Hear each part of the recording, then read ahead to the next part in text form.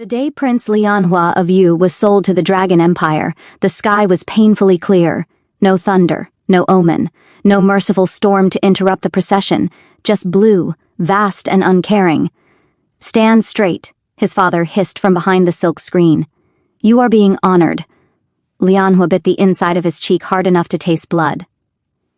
"Honored," his father said, as if honor had ever arrived in chains. The palace of Yue smelled of incense and resignation. Servants moved quietly, eyes lowered, afraid that if they met Lianhua's gaze, they might acknowledge the truth, that he was not leaving as a prince, but as a peace offering with a pulse. He was dressed in ceremonial omega silk, layer upon layer of pale jade and white, embroidered with fertility symbols so old they had lost all subtlety. Golden threads curved along his sleeves in the shape of vines heavy with fruit. The collar sat too tight around his throat, as if already preparing him for a claiming bite that might never come. Lianhua looked at his reflection in the bronze mirror and laughed softly. "I look like a womb wrapped in expensive grief," he muttered. No one answered. Of course not. Omegas were not meant to be answered. The Dragon Empire had demanded 3 things to end the border war: the surrender of the western provinces, annual tribute of jade and grain, an omega of royal blood, suitable to bear an heir.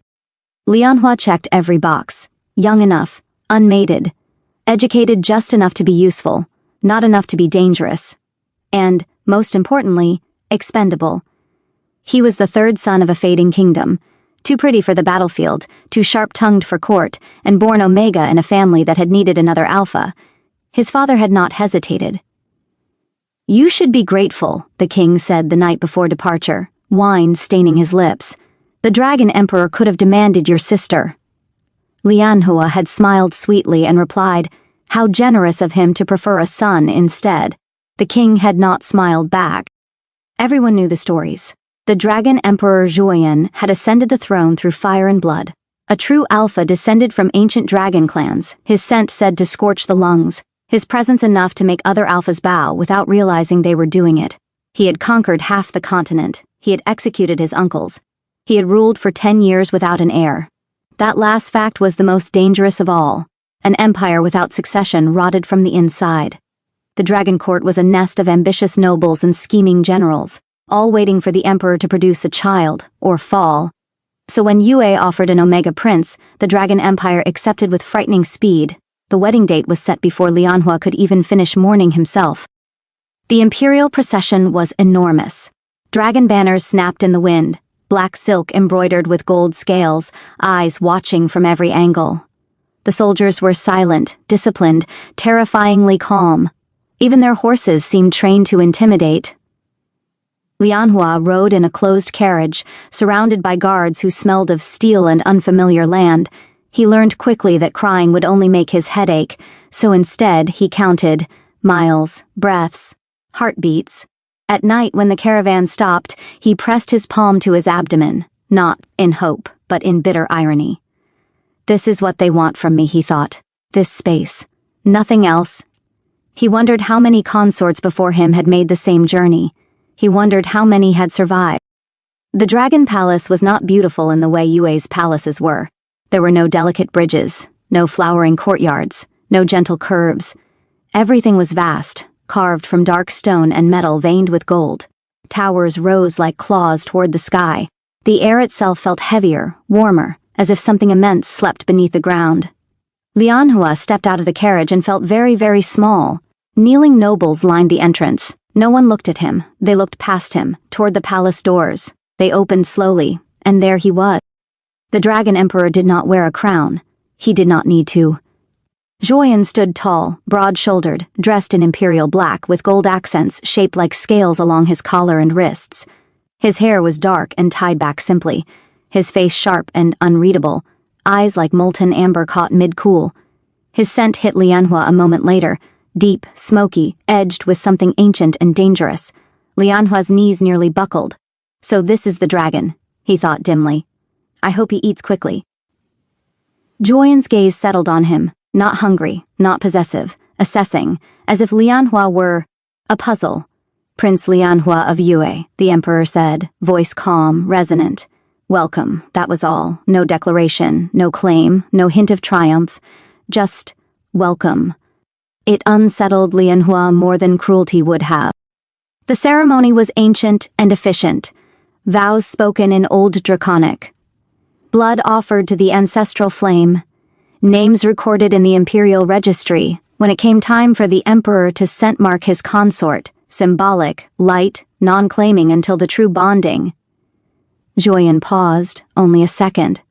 But the court noticed, instead of pressing close, he merely brushed his fingers against Lianhua's sleeve, allowing a controlled release of his scent to linger in the air between them. Polite, distant, whispering erupted immediately. Lianhua kept his smile fixed, serene and empty. Interesting, he thought. Even dragons hesitate. The chambers prepared for them were lavish to the point of excess.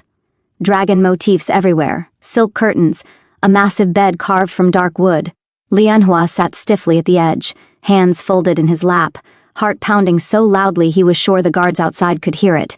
Joyen dismissed the attendants himself.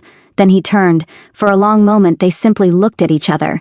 "This marriage," the emperor said carefully, "was not of your choosing." "No," Lianhua agreed. "It rarely is." Another pause. "You will be treated with respect here," Joyen continued. "You will want for nothing." Lianhua let out a short, surprised laugh. "Except freedom." The emperor did not argue. Instead he said, "Rest tonight. Tonight. Not come, not kneel, not submit. Just rest." "You will need strength," Joyen added, eyes briefly flicking, just briefly, to Lianhua's abdomen. Then he turned and left. The door closed softly behind him. Lianhua sat there for a long time. Then he lay down fully clothed on the massive bed, staring at the ceiling carved with dragons, frozen mid-flight. His heart slowly stopped racing. Confusion crept in where terror had been. This is wrong, he thought. This is not how this is supposed to go. Outside, the dragon palace slept, and somewhere beneath it ancient magic shifted, just slightly, as if something long dormant had noticed him.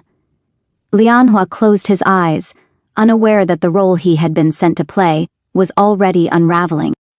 The dragon palace woke before dawn. Not gently. Gongs rang through the stone halls like a challenge rather than a greeting. Servants moved with military precision, their footsteps echoing against black marble floors. Somewhere deep within the palace, furnaces roared, dragonfire smelters that never truly slept.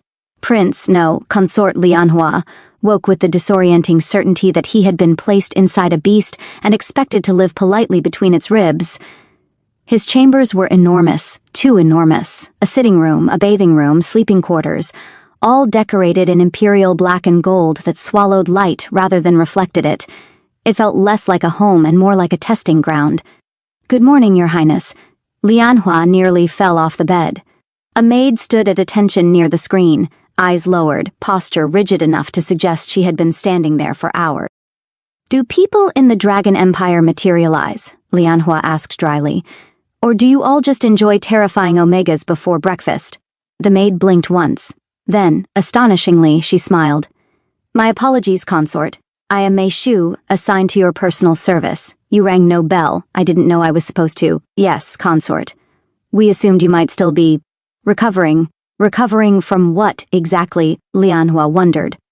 He swung his legs off the bed and stood. Immediately 3 more servants appeared as if summoned by blood magic, each carrying something ominous: clothing, incense, a tray of steaming herbal concoctions that smelled like regret. Lianhua learned his first new rule of the Dragon Palace over breakfast. Every 3rd day after a royal Omega's arrival was inspection day. It sounded exactly as invasive as it was. The chief imperial physician arrived with 2 assistants and an expression of forced neutrality. He bowed deeply, then gestured toward the couch. "If the consort would be so kind." "No," Lianhua replied, sipping his tea. Silence fell. The physician swallowed. "I beg your pardon?" I said no. "I've just crossed half the continent and been married to a dragon. If you intend to prod me, you'll wait until I've finished my tea." The assistants froze in horror. Mei Zhu hid a smile behind her sleeve. After a long pause, the physician nodded stiffly. "Of course." Interesting, Lianhua thought. They expected obedience. They didn't expect me. The examination, when it finally happened, was thorough and humiliating in that special clinical way reserved for omegas of strategic value. Pulse, scent, Heat cycle calculations. Excellent health, the physician said. Very promising. Promising? Like a crop. The servants talked. They always did. They whispered while pouring tea, while brushing Lianhua's hair, while pretending not to stare at his stomach. This one's different, someone murmured. He's too calm. Did you hear the emperor didn't stay the night? Another failed consort, perhaps? Lianhua pretended not to hear, because reacting would only make them braver. Instead, he listened. The Dragon Palace was a place of hunger, not just for power, but for certainty. Everyone wanted an heir. Everyone wanted stability. And everyone watched Lianhua like he was either salvation or proof of the emperor's downfall. That night, he counted how many times servants changed the incense meant to encourage fertility. 7. Days passed. Joyen did not visit. No summons, no private dinners, no claiming rituals, only gifts, sent without comment. Books on Dragon Empire history, a jade hairpin carved in the style of Yue, a set of brushes made from phoenix feather. Lianhua stared at them in growing irritation. This is worse than cruelty, he thought. This is politeness. Finally, on the 5th night, he lost patience. He marched out of his chambers unannounced. The guards straightened in alarm. I wish to see His Imperial Majesty, Lianhua said sweetly. One guard hesitated.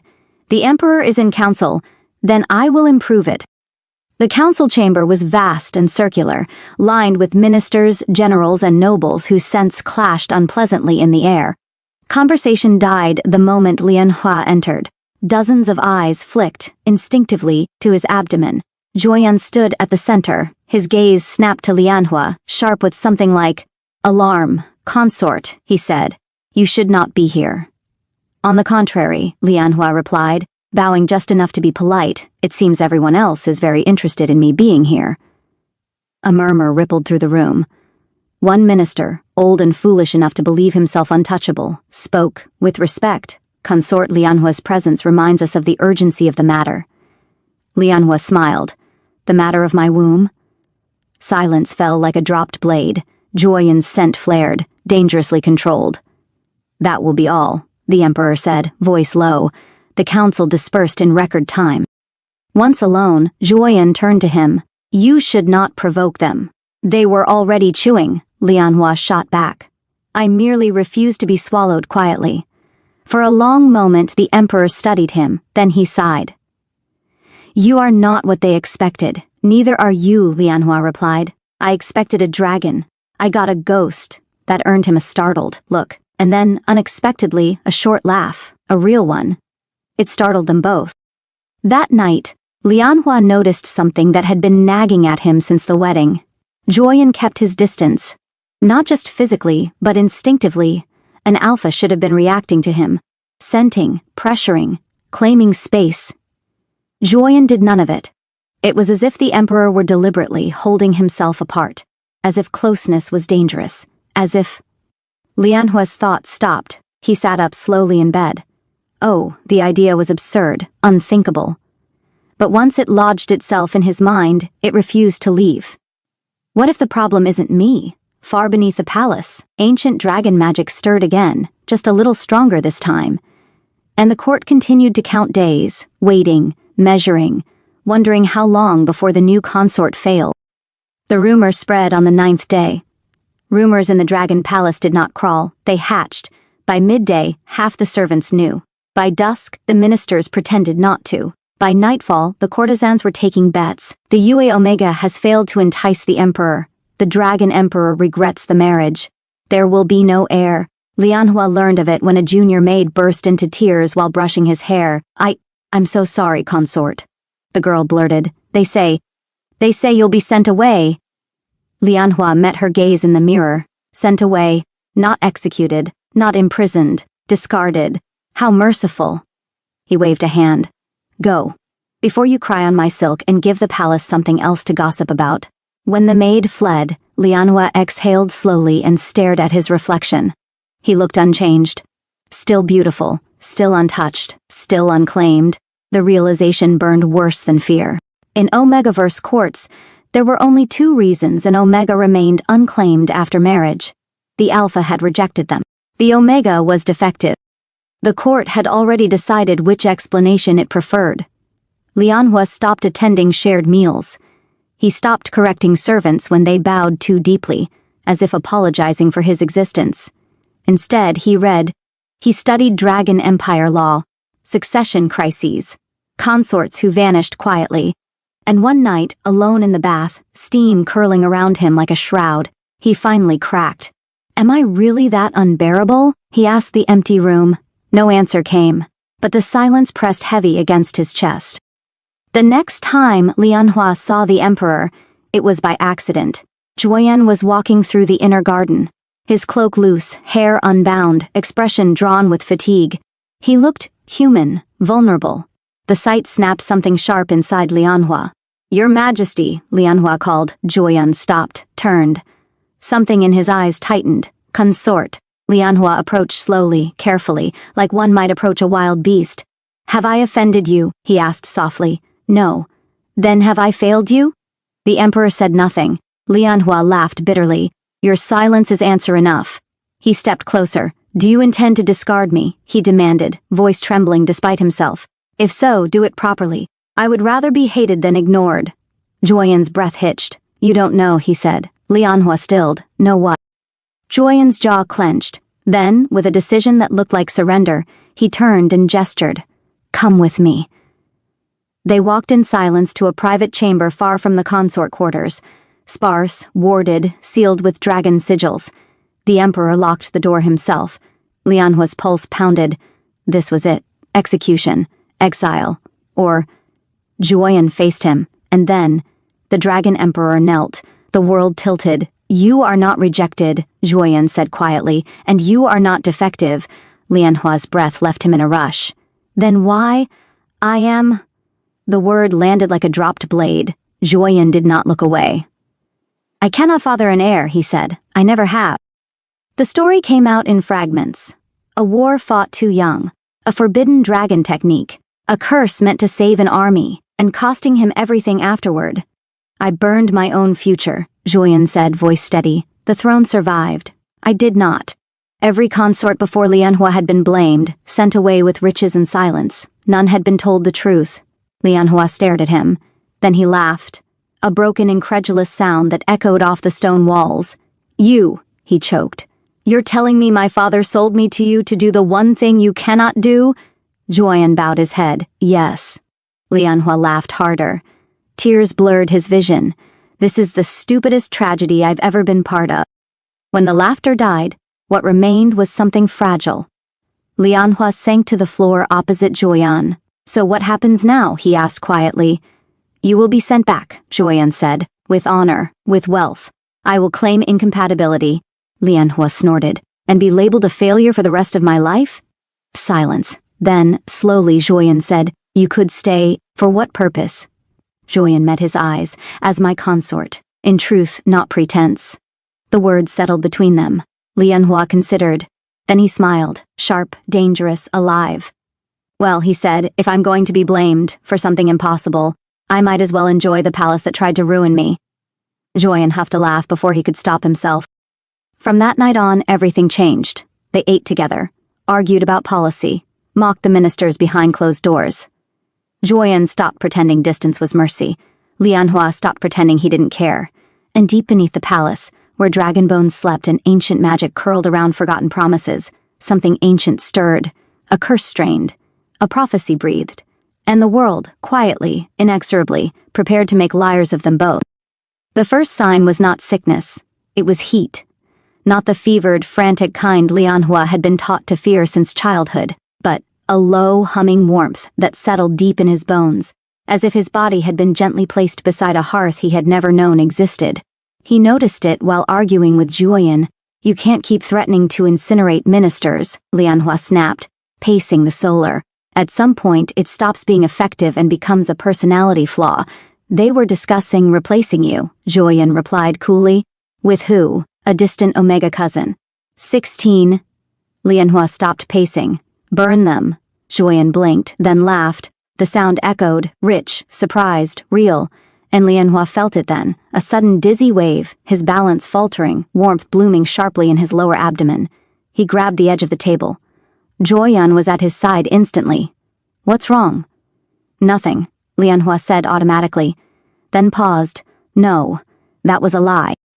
The palace physician noticed before Lianhua admitted anything. Your pulse is different, the old man murmured during a routine check, brow furrowing. Your scent, too. Lianhua rolled his eyes. I'm happy. The physician stiffened. Consort. I'm joking, Lianhua sighed. Mostly. But the symptoms continued. Food cravings that made no sense. Exhaustion that came in waves. A strange sensitivity to dragonfire lamps. Too bright, too hot. And then there was Zhuoyan. He had begun reacting, not aggressively, not possessively, but instinctively, standing closer, shielding Lianhua from drafts, releasing controlled traces of his scent without realizing it. The palace noticed, the court whispered, hope, sharp and dangerous, crept back in. It happened at a banquet, because of course it did. The hall was filled with nobles, incense heavy in the air, everyone watching Lianhua laugh politely while calculating how many of them would sell him to the highest bidder if he failed. Then the room tilted, the warmth in his body surged, bright and overwhelming, and his vision went white. The last thing he heard was Zhuoyan's voice, sharp, furious, afraid, calling his name. Lianhua woke in silk and quiet. Zhuoyan was there, seated at his bedside, eyes blazing like a storm barely contained. The physician knelt on the floor, hands shaking. My emperor, he whispered, voice cracking. I have checked 3 times. Zhuoyan said nothing. The physician swallowed. The consort is, with child. Silence fell. It pressed, crushed. Lianhua stared at the ceiling. I'm one. They locked the doors, dismissed everyone. The physician was ordered to explain or die. It's not possible, Zhuoyan said flatly. You told me. I know what I told you, the physician said desperately. And yet I'm pregnant? Lianhua supplied faintly. Marvelous, truly. Shall I also sprout wings? Zhuoyan's hands trembled. No, he said hoarsely. This cannot be my doing. It's not, Lianhua agreed, panic finally catching up. I would have noticed. They stared at each other. Then, slowly, realization dawned, together. The dragon shrine, the sealed lower sanctum, the ancient texts Zhuoyan had forbidden anyone to read. They went below the palace that night, past sealed doors and warning sigils, past heat and stone that hummed with dormant power. The shrine smelled of ash and old magic, carved into the wall, older than the empire itself, were the words no one had dared translate fully. When the dragon who cannot seed bonds the omega who should not bear, heaven will intervene. From choice, not force, from union, not claim, a child of balance shall be born. Lianhua read it twice, then a third time. Well, he said faintly, that's deeply inconvenient. Zhuoyan pressed a hand to the wall, eyes glowing faintly gold. I never wanted this, he said. Not like this. Not at your cost. Lianhua reached out, hesitant, then firm, and took his wrist. For the record, he said, voice shaking but steady, I was never given a choice before. This time, I want it. The shrine pulsed, once, as if acknowledging him. By morning, the palace knew. By afternoon, the empire did. The impossible pregnancy ignited everything. Hope, fear, fanatic devotion, murderous intent. Factions formed overnight. Some wanted the child crowned immediately, some wanted it destroyed, some wanted Lianhua dead before the truth could destabilize the throne. Zhuoyan cancelled all public appearances, declared martial lockdown, and for the first time in Dragon Empire history, the emperor publicly scent-marked his consort. Not as possession, but as protection. The court watched in terror as dragonfire curled low and controlled around them. That night, Lianhua lay awake, one hand resting over his abdomen. Nothing felt different, and yet, everything had changed. Zhuoyan, he whispered. Yes. If this kills me, it won't, Zhuoyan said fiercely. If it does, Lianhua continued calmly, you'd better burn the world. Zhuoyan leaned down, forehead resting against his. I already would, he said. Far below them, ancient magic coiled tighter, and heaven, having intervened once, prepared to demand a price. The first assassination attempt came disguised as reverence. A procession of priests from the celestial temple arrived at dawn, robes white, hands empty, voices soft with sanctimony. They bowed low before Lianhua. We have come to ensure the purity of the heaven-touched child, their leader intoned. Zhuoyan did not rise from his throne. No, he said. The priests smiled. That was mistake number 1. The moment incense filled the hall, Joyen moved, dragon fire, tight, controlled, brilliant, seared the air, cutting clean through illusion and flesh alike. The priests screamed as hidden blades melted in their sleeves. Guards flooded in, the leader fell to his knees, shrieking, "You defy heaven itself!" Joyen stepped forward, eyes glowing gold. "I am heaven's answer," he said, and burned the man to ash. Lianhua watched from the dais, hand resting protectively over his abdomen. His stomach twisted, not in fear but in anger. They came for my child wearing smiles, he thought. I will remember this. From that moment on, no one addressed Lianhua as a passive consort again. They addressed him as Your Highness, not out of respect, out of fear. The Emperor's protectiveness was absolute. New wards were etched into the palace stone. Dragon guards replaced human ones. Ministers were interrogated ruthlessly. But it was Lianhua who truly unsettled the court. He began attending councils again, sitting beside Joyen, asking questions, correcting assumptions. "You're calculating grain supply incorrectly," he told the Minister of Provision calmly one afternoon. "Pregnant Omegas eat more. If you starve the provinces to prepare for celebration, you'll invite rebellion," the minister stammered. Joyen smiled. Pregnancy was not kind. The magic made it worse. Lianhua's body burned one day and froze the next. His emotions sharpened, joy brighter, rage deeper, fear more intimate.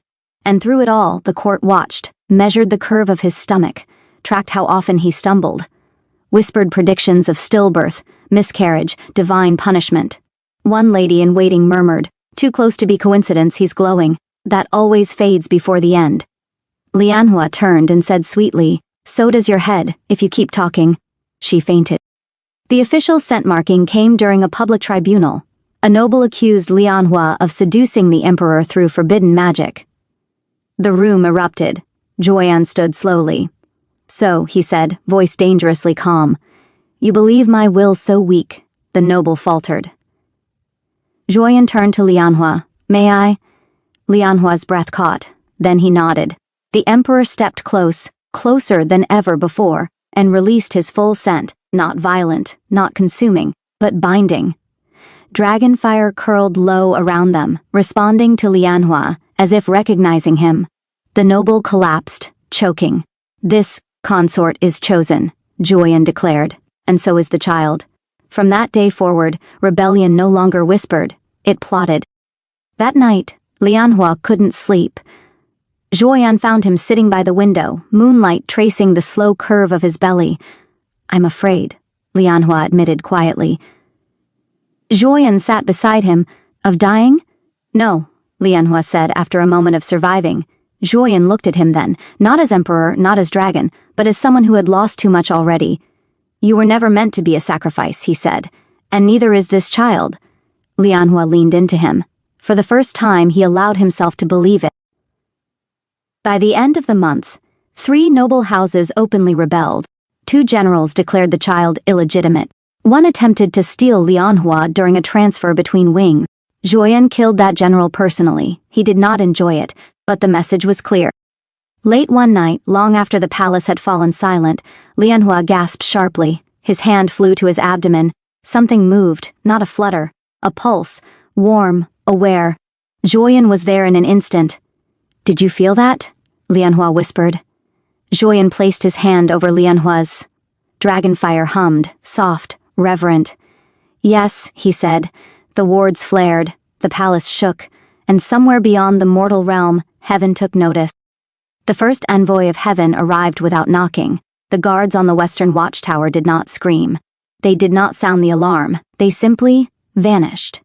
By the time Joyen sensed the disturbance, the sky above the dragon palace had already begun to dim, clouds spiraling inward as if drawn by a slow, deliberate breath. Lianhua felt it before he saw it. A pressure, not painful, not violent, but absolute, pressing down on his chest and abdomen like an unseen hand testing the weight of what he carried. "Joyen," he whispered, fingers tightening in the emperor's sleeve. Joyen was already standing. "Stay behind me," he said. Lianhua snorted weakly. "I think I'm the problem they're here for." The envoy appeared in the central courtyard. No flash of light, no thunder, just a man-shaped figure stepping out of empty air. He wore robes the color of bleached bone. His face was beautiful in the way statues were, perfect, distant, and utterly devoid of warmth. No scent clung to him. That alone was wrong. Everything alive had scent, even dragons. "I am Qingzhao," the envoy said, voice echoing unnaturally. "An arbiter of heaven." The court fell to its knees. Zhuoyan did not, Lianhua did not either. Though he swayed, a hand braced on the throne, Qingzhao's gaze slid to him instantly, and stopped. "So," the arbiter murmured, "you are the anomaly." Lianhua smiled thinly. "Charm." The union between Dragon Emperor Zhuoyan and consort Lianhua was not sanctioned, Qingzhao said. "The child you carry disrupts the balance decreed by heaven." Zhuoyan's eyes burned gold. Heaven intervened first. A faint smile curved Qingzhao's lips. "Intervention does not imply approval." The air thickened. Dragonfire curled along the stone, responding to Zhuoyan's rage, but the envoy did not react. Instead, he lifted a hand. The flames stilled, extinguished. Lianhua gasped. Zhuoyan stepped forward, fury cracking through his control. "Do not touch him." "I have no intention of touching you," Qingzhao said mildly, to Lianhua. "I am here to observe." "To decide," he corrected softly. They met in the sealed council chamber. Ancient wards strained as Qingzhao stepped inside, light bending strangely around him. "The child," Qingzhao said, "is neither alpha nor omega, neither dragon nor mortal. It should not exist." "And yet," Lianhua said, "here we are." Qingzhao's gaze sharpened. "You speak boldly for a vessel." Lianhua leaned back, one hand resting over his abdomen. "You speak arrogantly for someone who needed my body to fix your mistake." Silence fell. Zhuoyan turned slowly. "Mistake?" Qingzhao's expression did not change, but something flickered. The prophecy was incomplete, he admitted. Heaven did not anticipate consent. The word landed like a bell struck too hard. Lianhua's breath caught. "So you punished him," Lianhua said quietly, nodding toward Zhuoyan. "Cursed him, took his future." "Yes. And when that didn't break him," Lianhua continued, voice tightening, "you tried to erase the result."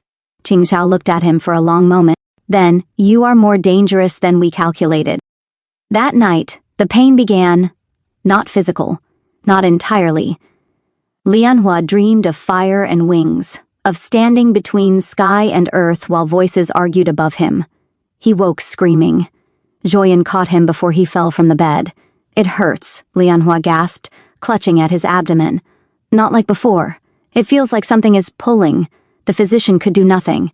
The dragon shrine flared violently beneath the palace. Qingzhao appeared at the doorway, uninvited. "The child is awakening," he said calmly. "Heaven is responding." Zhuoyan rounded on him. "Then stop it." Qingzhao shook his head. "I cannot. Only the bearer can choose." Lianhua looked up, sweat-soaked and shaking. "Choose what?" "Whether the child belongs to heaven," Qingzhao said, "or remains bound to this world." The room went deathly quiet. "If I refuse," Lianhua whispered. "The strain will increase," Qingzhao replied. "Your body may not survive it." Zhuoyan's control shattered. "No," he snarled. "You do not put this on him." Qingzhao met his gaze evenly. "Heaven does not negotiate with dragons." Lianhua laughed weakly. "Funny," he said, "because I don't remember heaven asking me before turning my life into currency." He closed his eyes, felt the warmth. Stronger now, protective, almost aware. Then he looked at Zhuoyan. "Whatever happens," Lianhua said softly, "don't let them make this meaningless." Zhuoyan took his hands, pressing his forehead to Lianhua's. "I will tear heaven down first," he vowed. Qingzhao watched them, and for the first time something like uncertainty crossed his perfect face. By morning, heaven's presence lingered over the palace like a blade. The rebellion aligned itself with divine authority. The dragon shrine cracked its seals. And Lianhua, exhausted, aching, furious, stood at the center of it all, no longer just a consort, no longer just a womb, but a choice heaven could not undo. He rested a hand over his abdomen and whispered, voice steady despite the storm gathering above. "We're staying." The clouds roared in answer. War did not arrive with trumpets. It arrived with permission. By noon, 3 noble houses raised heaven's banners over their estates. By dusk, a 4th declared Zhuoyan a blasphemer and named the unborn child an abomination. Priests marched beside soldiers. Divine seals glimmered on armor meant for mortal flesh, Heaven had chosen its side, and it was not subtle. Lianhua watched the reports pile up from the safety of the inner sanctum, fingers clenched tight enough to hurt. "They're using me as justification," he said quietly. "Every rebellion, every knife. They point at my body and call it righteousness." Joyen stood behind him, hands resting lightly at his shoulders. Then they misunderstand whose permission they need. The western gates fell first, not to brute force, but to a heavenly edict burned into the air, commanding the stone itself to part. Dragon guards held the breach anyway. Fire met light. The palace shook as ancient defenses, older than empire, older than heaven's current hierarchy, rose to meet the threat. Statues of dragons cracked free of their pedestals, eyes blazing as they moved. From the balcony, Lianhua felt the child react. Not fear, anger. A pulse surged through him, strong enough to steal his breath. "Easy," he whispered instinctively, hand pressing over his abdomen. "Not yet." The warmth responded, settling, listening. Joyen stared. "Did you just calm it?" Lianhua swallowed. "I think. Yes." Qingzhao appeared again as the fighting intensified, standing untouched amid chaos. "You are accelerating the conflict," he said calmly, as if discussing weather. Lianhua turned on him. "No," he snapped. "You are..." Qingzhao tilted his head. "You could end this. Surrender the child." "And what?" Lianhua demanded. "You take it to heaven? Raise it as proof of your mercy?" "Yes." Lianhua laughed, a sharp, humorless sound. "I was raised as proof of peace once," he said, sold with a bow and a smile. "I will not let my child be a monument to someone else's control." Qingzhao studied him. "You were meant to be compliant." "I know," Lianhua said sweetly. "That's what makes this inconvenient." By nightfall, Joyen's generals urged retreat to the lower sanctums. "The palace may not hold," one warned. "Not against heaven-backed forces." Joyen looked to Lianhua, not the council, not the dragon shrine. Lianhua closed his eyes. Inside, the world shifted. He felt heat and sky, weight and wings. A presence curled close, familiar now, protective. "What happens if we stay?" he asked silently. The answer came not in words, but in certainty. "We are not meant to run." Lianhua opened his eyes. "We hold," he said. The generals froze. Joyen smiled. Lianhua stepped onto the highest terrace of the palace. The sky churned above him, clouds spiraling around a blinding focal point where heaven's authority pressed down. Below, soldiers faltered as they sensed something change. Qingzhao appeared at his side. "This will kill you," the arbiter said softly. "Your body is not made for this scale of power." Lianhua spread his hands. "Neither was this world meant to survive dragons," he replied. "Yet here we are." He breathed in, deep, and answered heaven back. The dragon shrine flared violently. A column of golden red light surged upward, not attacking, but declaring. The pressure lifted, the sky hesitated. Every being on the battlefield, mortal, divine, dragon, felt it. A new authority had entered the argument. For the first time, Lianhua heard a voice, not aloud, inside, clear. "They cannot take me." Tears welled in Lianhua's eyes. "I know," he whispered. "I won't let them." The light shifted, warmer now, steadier. Joyen dropped to one knee behind him, overcome by the force of it. Qingzhao stepped back. Actual shock cracked his perfect composure. "This is not permitted," he breathed. Lianhua turned to him. "You should have read the prophecy more carefully," he said. "Balance does not mean obedience." The sky did not break, but it did withdraw. Divine seals flickered and went dark. Priests collapsed, suddenly mortal again. The rebellious armies stalled, confused, leaderless. The siege halted, not won, but paused. Qingzhao vanished without another word. The storm above the palace thinned, clouds unraveling reluctantly. Lianhua swayed, and Joyen caught him instantly. "You did that," Joyen said hoarsely. "You faced heaven." Lianhua leaned into him, exhausted. "Don't tell anyone," he murmured. "I'm already intimidating enough while pregnant." Joyen laughed, a broken, reverent sound, and pressed his forehead to Lianhua's hair. That night, the Empire whispered a new title. Not consort, not vessel, dragon-bound Omega. The rebellion had failed its first test. Heaven had learned something uncomfortable. And Lianhua, lying awake, hand resting over his belly, understood at last he was no longer surviving this story. He was writing it. The The palace was quiet in the aftermath of Heaven's retreat, not peaceful, charged, the kind of silence that came after lightning struck too close. Lianhua felt it under his skin, residual power, unspent fear, the echo of something vast brushing too near and pulling away. His body still hummed with it, nerves singing, heart refusing to slow. Juoyan closed the doors behind them with deliberate care. The sound echoed, final. Neither of them spoke. They didn't need to.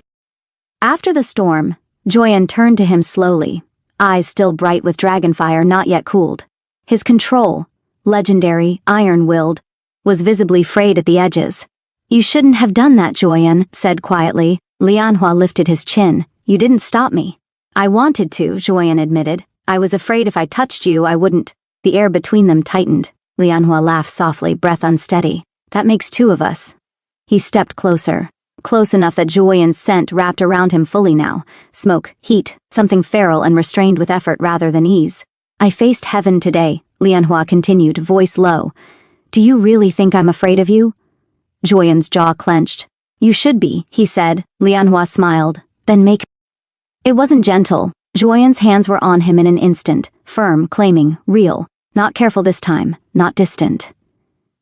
He backed Lianhua toward the wall with all the inevitability of a collapsing mountain. Stone met silk. Lianhua gasped, not in pain but in startled thrill, and clutched Juoyan's robes, grounding himself in the solid truth of him. "Say it again," Juoyan growled, voice roughened beyond pretense. Lianhua met his eyes, pupils blown wide, pulse racing. "I'm not afraid of you," something in Juoyan snapped. Not cruelty, permission. He pressed his forehead to Lianhua's, breath hot, shaking just slightly. "You don't know what you're asking." "I know exactly," Lianhua said. "I'm asking you to stop holding back." The dragon answered. The kiss, when it came, was brutal in its restraint, breaking. Not sweet, not tentative. A collision of breath and teeth and hunger that had been denied too long. Juoyan's hand braced beside Lianhua's head, the other gripping his waist like he was afraid Lianhua might disappear if he let go. Lianhua kissed back just as fiercely, nails biting into silk and skin, pulling Juoyan closer, closer. Dragonfire flared low and contained, heat licking the walls without burning. The child stirred, not distressed, thrumming. Juoyan froze. "Are you..." "I'm fine," Lianhua breathed, dizzy, flushed, alive in a way that felt almost dangerous. "They're fine. Don't you dare stop now." Juoyan laughed, a broken, disbelieving sound, and rested his forehead against Lianhua's shoulder. "You are impossible," he murmured. "You married me," Lianhua replied. "You don't get to complain." They made it to the bed somehow. How clothes were removed. How they ended up tangled together. Later, neither would remember clearly. Only the sensations remained. Heat, pressure, breath knocked loose. The way Juoyan's control kept breaking and reforming like glass under strain. Rough hands. Soft words murmured against skin. The sense of being chosen. Not for duty, not for prophecy, but for want. When Juoyan finally stilled, forehead pressed to Lianhua's, his voice was hoarse. "Tell me to stop." Lianhua cupped his face, eyes bright, fearless. No, the curtains fell, the palace did not sleep. Later, much later, Lianhua lay warm and spent, body aching in the best possible way, Juoyan's arm heavy and protective around him. Dragonfire had faded to embers. The world felt quieter. "Juoyan," Lianhua murmured. "Yes. If Heaven tries again," he said drowsily. "I'm not backing down." Juoyan pressed a kiss to his hair, gentle now, reverent. "Neither am I," he replied. "They will learn what it means to challenge what I protect." Lianhua smiled, eyes closing. Between them, the child pulsed, steady, content, not a weapon, not a mistake, but something born of fire, choice, and refusal to need. Lianhua woke to pain. Not the sharp, panicked kind that meant something had gone wrong, but the deep, lingering ache of a body that had been pushed past restraint and had not regretted it. He lay very still, cataloging sensations, warmth at his back, a heavy arm draped possessively over his waist, the steady, grounding presence of Juoyan's breath against his neck. The Dragon Emperor was asleep, truly asleep. That alone was unsettling. Juoyan did not sleep deeply. He never had. War had taught him better. Rule had made it worse. Yet here he was, unguarded, because of Lianhua. The realization hit harder than the ache. When Lianhua shifted, even slightly, the ache flared, and something else with it, a tightness low in his abdomen. He froze. Instinct, sharp, primal, told him to check. Joyan woke instantly when Lianhua stiffened. "What is it?" he asked, already alert, already reaching. "I don't know," Lianhua admitted, breath shallow. "Just wait." They did. The moment passed. The pressure eased, settling into a familiar warmth instead of pain. Joyan exhaled slowly, tension draining from his shoulders only after he pressed his palm carefully over Lianhua's abdomen. The warmth responded, not violently, not urgently, just there. "Still with us," Lianhua murmured. Joyan rested his forehead against Lianhua's shoulder. "I felt it," he said quietly, like it anchored me. The physician was summoned at dawn, not by guards, by the emperor himself. The old man examined Lianhua with more reverence than ever before, and far more fear. "Your body endured a massive surge of bonded energy last night," he said carefully. "Normally, that would be inadvisable." Joyan's jaw tightened. "But," Lianhua prompted. "But," the physician continued, "the child stabilized it, redirected it." He hesitated. "Your pregnancy is no longer passive, Your Highness. It is participatory." Silence fell. Joyan's voice was dangerously calm. "Explain." The physician swallowed. "The child reacts to emotional and physical states. Strong bonding reinforces its anchoring to the mortal realm." Lianhua blinked. "So you're saying," he said slowly, "that last night helped?" The physician bowed his head. "Yes." Joyan closed his eyes briefly, then opened them, burning. "Then heaven will not touch him," he said. "Not while I draw breath." They felt it. Every sensitive noble, every priest, every divine sympathizer. Something in the palace had settled. The rumors shifted overnight, from abomination to inevitability, from heaven's mistake to dragon's chosen. Ministers tread more carefully. Assassins did not try again. Heaven, disturbingly, went quiet. Qingzhao did not appear. That worried Joyan more than open hostility ever had. That afternoon, Lianhua sat by the window, sunlight spilling over him, one hand resting absently over his belly. Joyan watched him from across the room. "You're staring," Lianhua said without looking up. "Yes, any particular reason?" Joyan considered. Then said honestly, "I don't know how to protect you from what comes next." Lianhua turned. For once, he didn't joke. "Then don't," he said softly. "Stand with me instead." Joyan crossed the room in 3 strides and knelt in front of him. Not as emperor, as something else, something chosen. "I'm afraid," Joyan admitted. Lianhua cupped his face. "So am I," he said. "But we're still here." The warmth pulsed, gentle, approving. That night, the dragon shrine cracked again, not violently, deliberately. A new line appeared in the ancient stone, glowing faintly as if freshly carved. Fire that binds by choice cannot be unmade by decree. Far above the palace, unseen by mortal eyes, heaven stirred, retreated its gentler hand, and prepared another. The dream did not begin as a dream. It began as memory. Joyan was 16 again, blood drying on his hands, smoke clawing at his lungs as the battlefield stretched endlessly beneath a red sky. Dragons screamed overhead, real ones, not banners or titles. And men died too quickly to beg.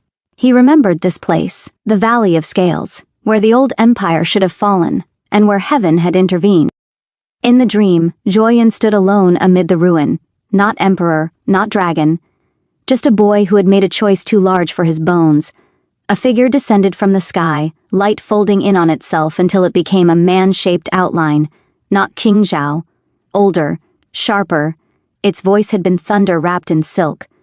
"You may burn them all, and lose your people with them, or you may kneel, and be spared what you cannot afford to lose." Joyan remembered kneeling. He remembered thinking of the capital, of children, of omegas waiting for soldiers who would never return. "I'll pay," he had said hoarsely. "Whatever you want." The figure had smiled. "Your line ends with you." Fire had flooded his veins. The enemy army had turned to ash, and something inside him had gone silent forever. Joyan woke with a gasp. Dragonfire flared instinctively before he crushed it down, chest heaving, hands shaking. Lianhua was already awake. He had felt it, the sudden spike of grief, rage, and shame crashing through their bond. Joyan, he said softly. Joyan turned away. I made a deal, he said hoarsely. With heaven, before you, before this. Lianhua sat up despite the ache in his body and reached for him. You saved your people, he said. I damned my future, Joyan replied. And everyone tied to it. Lianhua's hand tightened in Joyan's sleeve. Then heaven lied, he said calmly, because your future is very much alive. And kicking, apparently. As if offended, the warmth pulsed sharply. Joyan let out a broken laugh. They did not have long to process it. The sky darkened again that afternoon, but differently. No storm, no pressure, just absence. Light dimmed as if swallowed. The dragon shrine screamed, not flared, screamed, stone cracking as ancient wards shattered. And then they arrived, not one envoy, but 3. Clad in black and gold robes, threaded with divine script that hurt to look at too long. Their presence sucked warmth from the air, leaving behind something sterile and final. Qingzhao did not accompany them. That was worse. We are the correctors, the foremost said. We address unresolved divine errors. Joyan stepped forward. I will not kneel again. The corrector's gaze slid past him, to Lianhua. To be clear, it said, we are not here for the emperor. Lianhua smiled thinly. That's unfortunate for you. The child stabilizes a contradiction, the corrector continued. It anchors a broken decree. This is inefficient. Lianhua's patience snapped. You cursed him, he said sharply, pointing at Joyan. You failed to break him. You failed to erase the result. And now you're calling us inefficient? The corrector regarded him coolly. You were not meant to be willful. And you were not meant to be cruel, Lianhua shot back. Yet here we are, disappointing expectations. The air shuddered. For the first time, Joyan felt heaven's grip slip. Pain lanced through Lianhua's abdomen, sharp enough to steal his breath. Joyan caught him instantly. No, Joyan growled. Do not touch him. We aren't, the corrector replied. The child is... The warmth surged, bright, furious, protective, not uncontrolled, directed. A wave of pressure rolled outward, knocking the correctors back a single step. One step. That alone was unheard of. Silence fell. The correctors stared. It recognizes itself, one whispered. Lianhua gasped, clutching Joyan's arm. Inside, the presence stirred. No longer just warmth, but intent. They broke him. It echoed faintly. They do not get to decide us. Tears burned Lianhua's eyes. You hear them too, he whispered. Joyan nodded once. Yes. The dragon shrine erupted, not with fire, but with light. Ancient inscriptions peeled from the walls, reordering themselves, rewriting something older than the empire. A new line burned itself into stone, a vow broken by heaven, maybe answered by flesh. The correctors recoiled. This is escalation, one hissed. No, Joyan said, voice steady and lethal. This is consequence. The correctors withdrew, not defeated, but forced to reassess. The sky lightened. The pressure eased. But the message was clear. Heaven would not stop. It would adapt. Lianhua sagged into Joyan's arms, shaking but conscious. That felt bad, he muttered weakly. Joyan pressed his forehead to Lianhua's temple, breathing him in like oxygen. I should have told you sooner, he said. About the deal. Lianhua looked up at him, eyes sharp despite exhaustion. Next time, he said, we break heaven together. Joyan smiled, slow, dangerous, relieved. The first sign was silence. Not peace. Silence. No birds in the palace gardens. No wind teasing the prayer banners. Even the dragon shrine, usually humming faintly with ancient heat, sat cold and mute, its fractures no longer glowing. Lianhua noticed it before anyone else. That's bad, he said quietly, fingers tightening in Joyan's sleeve as they stood on the veranda. Joyan followed his gaze. The capital lay beneath them, intact, busy, alive, and yet it felt like a painting someone had forgotten to finish breathing into. When heaven prepares to move, Joyan said, voice low, it clears the board. The oracle vanished at noon. Not abducted, not killed, gone. Her chambers were untouched, incense still smoldered, tea still warm. The wards around her door, woven personally by Joyan, were intact. She had not been taken. She had left. That frightened Joyan more than any divine envoy. She wouldn't abandon her post, he said sharply. Lianhua rubbed his abdomen, unease coiling there like a knot that refused to loosen. She would, he said slowly, if she saw something she wasn't supposed to warn you about. The warmth inside him stirred, not in protest, but in agreement. That night, Lianhua dreamed. But unlike before, it wasn't memory or prophecy. It was a place, a vast, dim hall of mirrors, each one reflecting a different version of the same scene. A throne room, a dragon, a child. In some reflections, the child burned bright with gold-veined scales beneath translucent skin. In others, the child was human and crying in one. Lianhua sucked in a breath. In one mirror, the throne was empty. The dragon knelt, and heaven wore his face. He woke with a gasp, hands flying to his stomach. The warmth pulsed erratically. Confused, not afraid.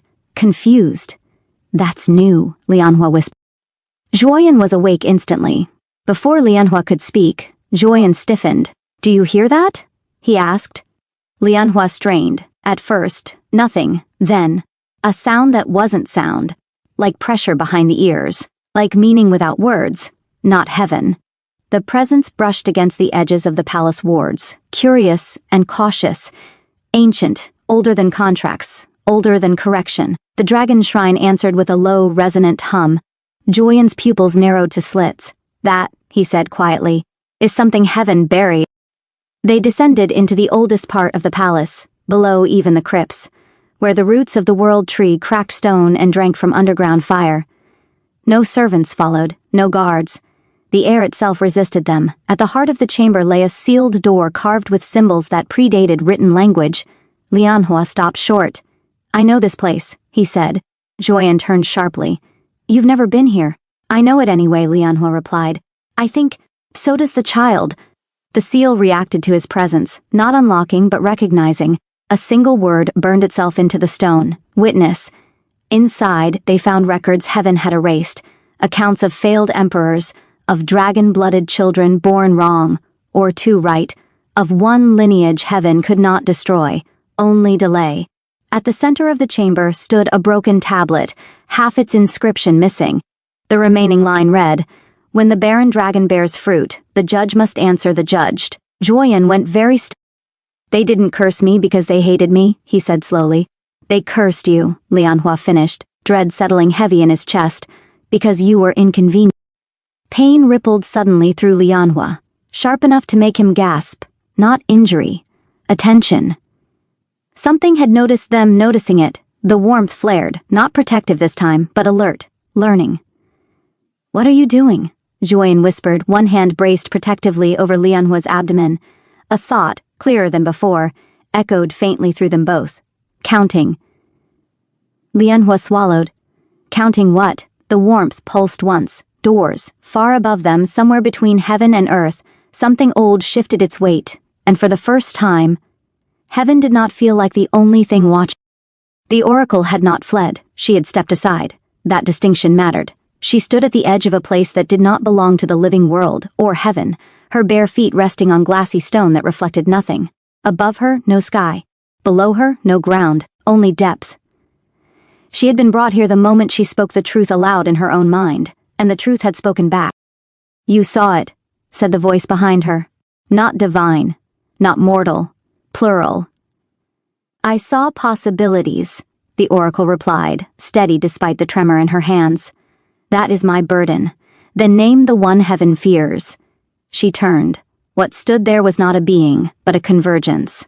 Shadows folded over light, scales shimmered and vanished. Too many outlines overlapped, as if reality couldn't agree on a single form. I will not give you prophecy, the oracle said, only fact. The convergence leaned closer. The child is not heaven's error, she said carefully, nor the dragon emperor's miracle. What is it then? The oracle closed her eyes. A witness. The convergence still. Heaven did not curse the dragon emperor out of cruelty, the oracle continued, nor mercy. They cursed him because his line remembers. The convergence rippled. Remembers what? The oracle swallowed. The last time heaven was judged, silence fell so deep it felt like pressure. There was a war before gods ruled alone, she said, before contracts replaced consensus. Dragons were not emperors then, they were keepers, and the child, the oracle's voice dropped to a whisper, is born of a body heaven declared barren, and a vow heaven broke. The convergence recoiled, not in fear but recognition. Back in the palace, Lianhua screamed, not in pain.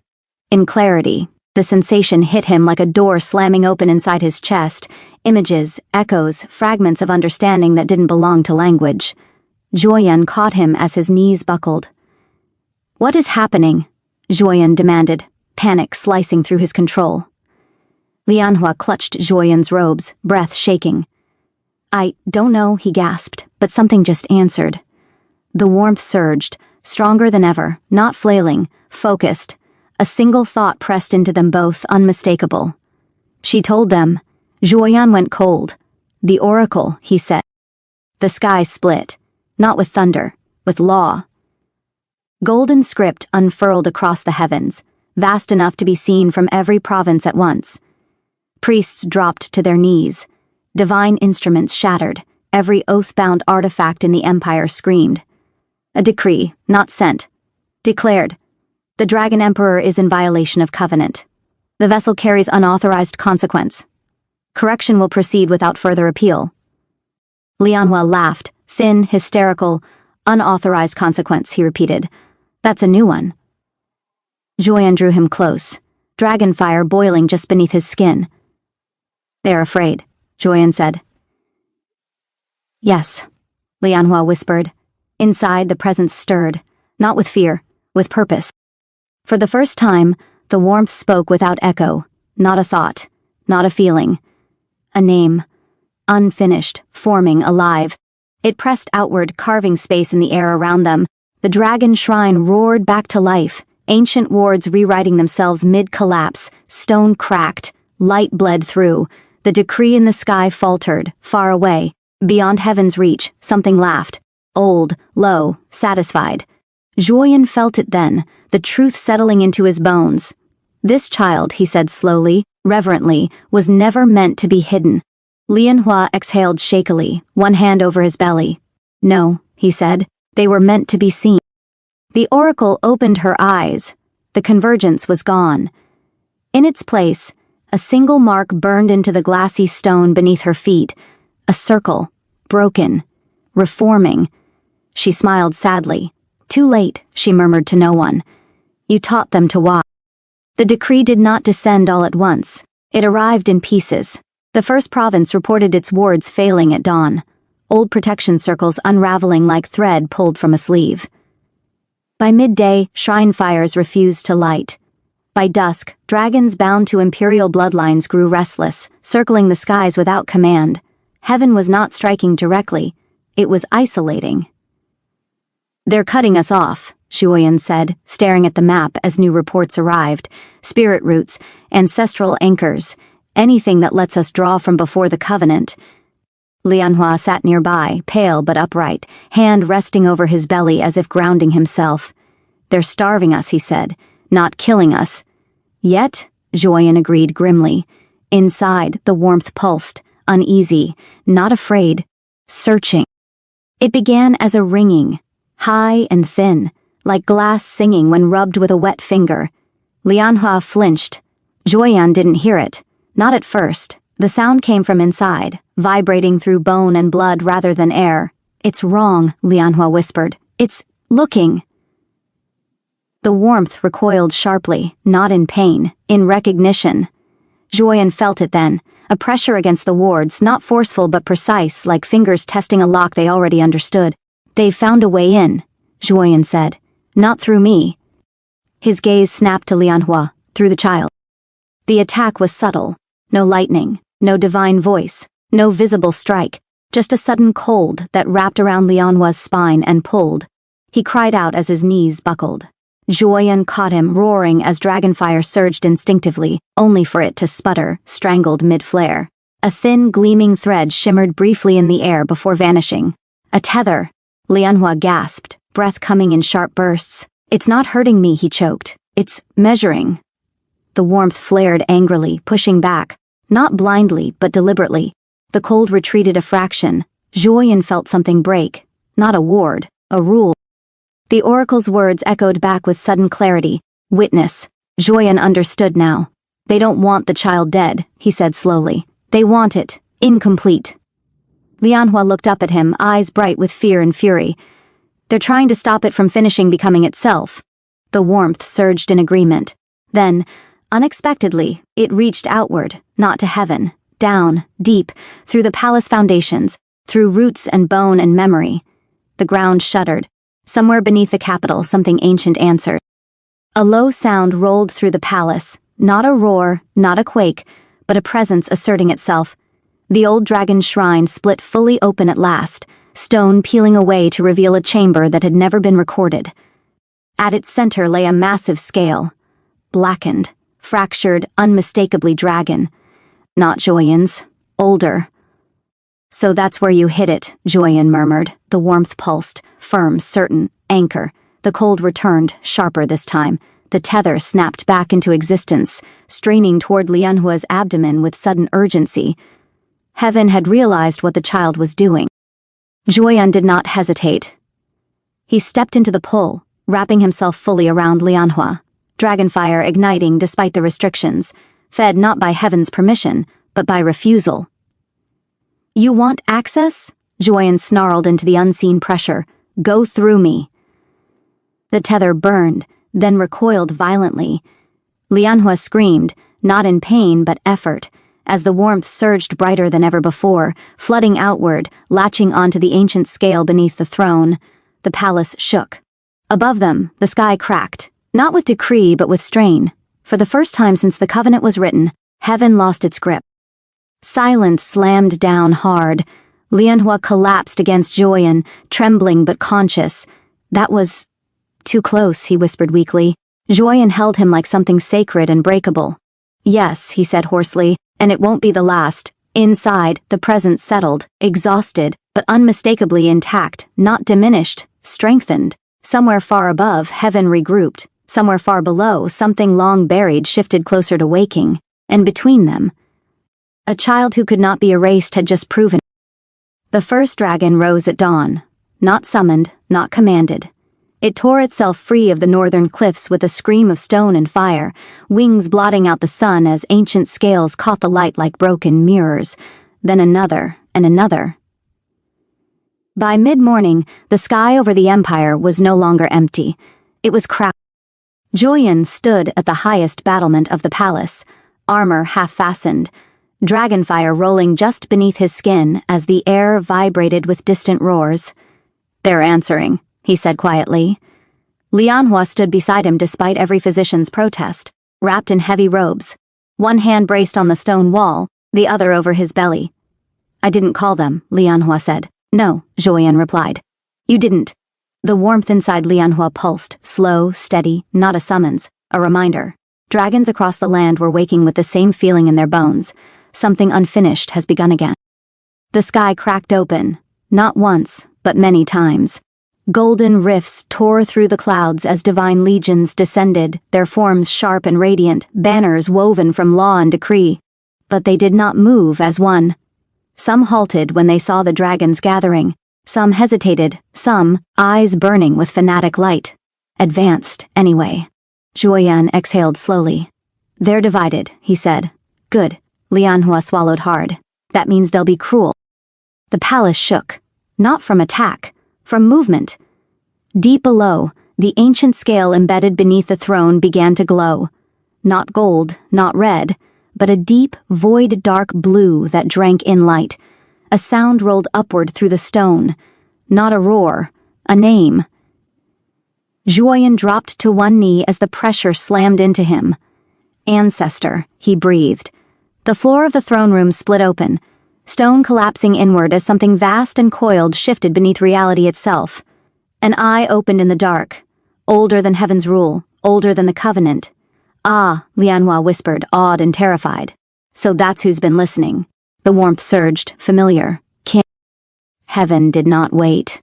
A spear of condensed law screamed downward from the sky, aimed not at the palace, but at Lianhua. Joyan moved without thinking.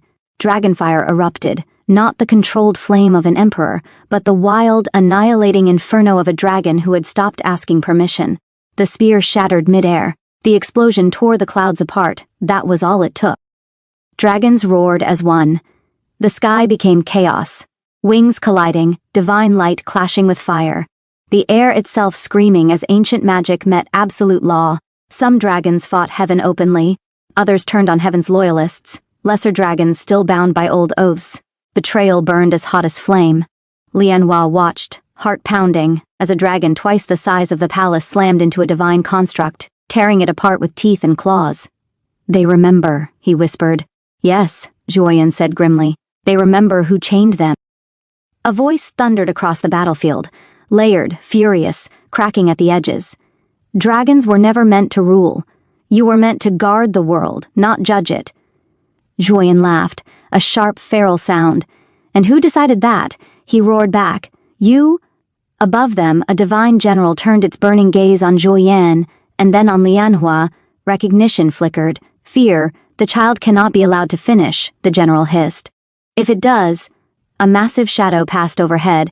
The ancient dragon beneath the throne rose fully at last, tearing free of the palace foundations, its body vast and scarred, one wing torn and mended with something that looked suspiciously like defiance.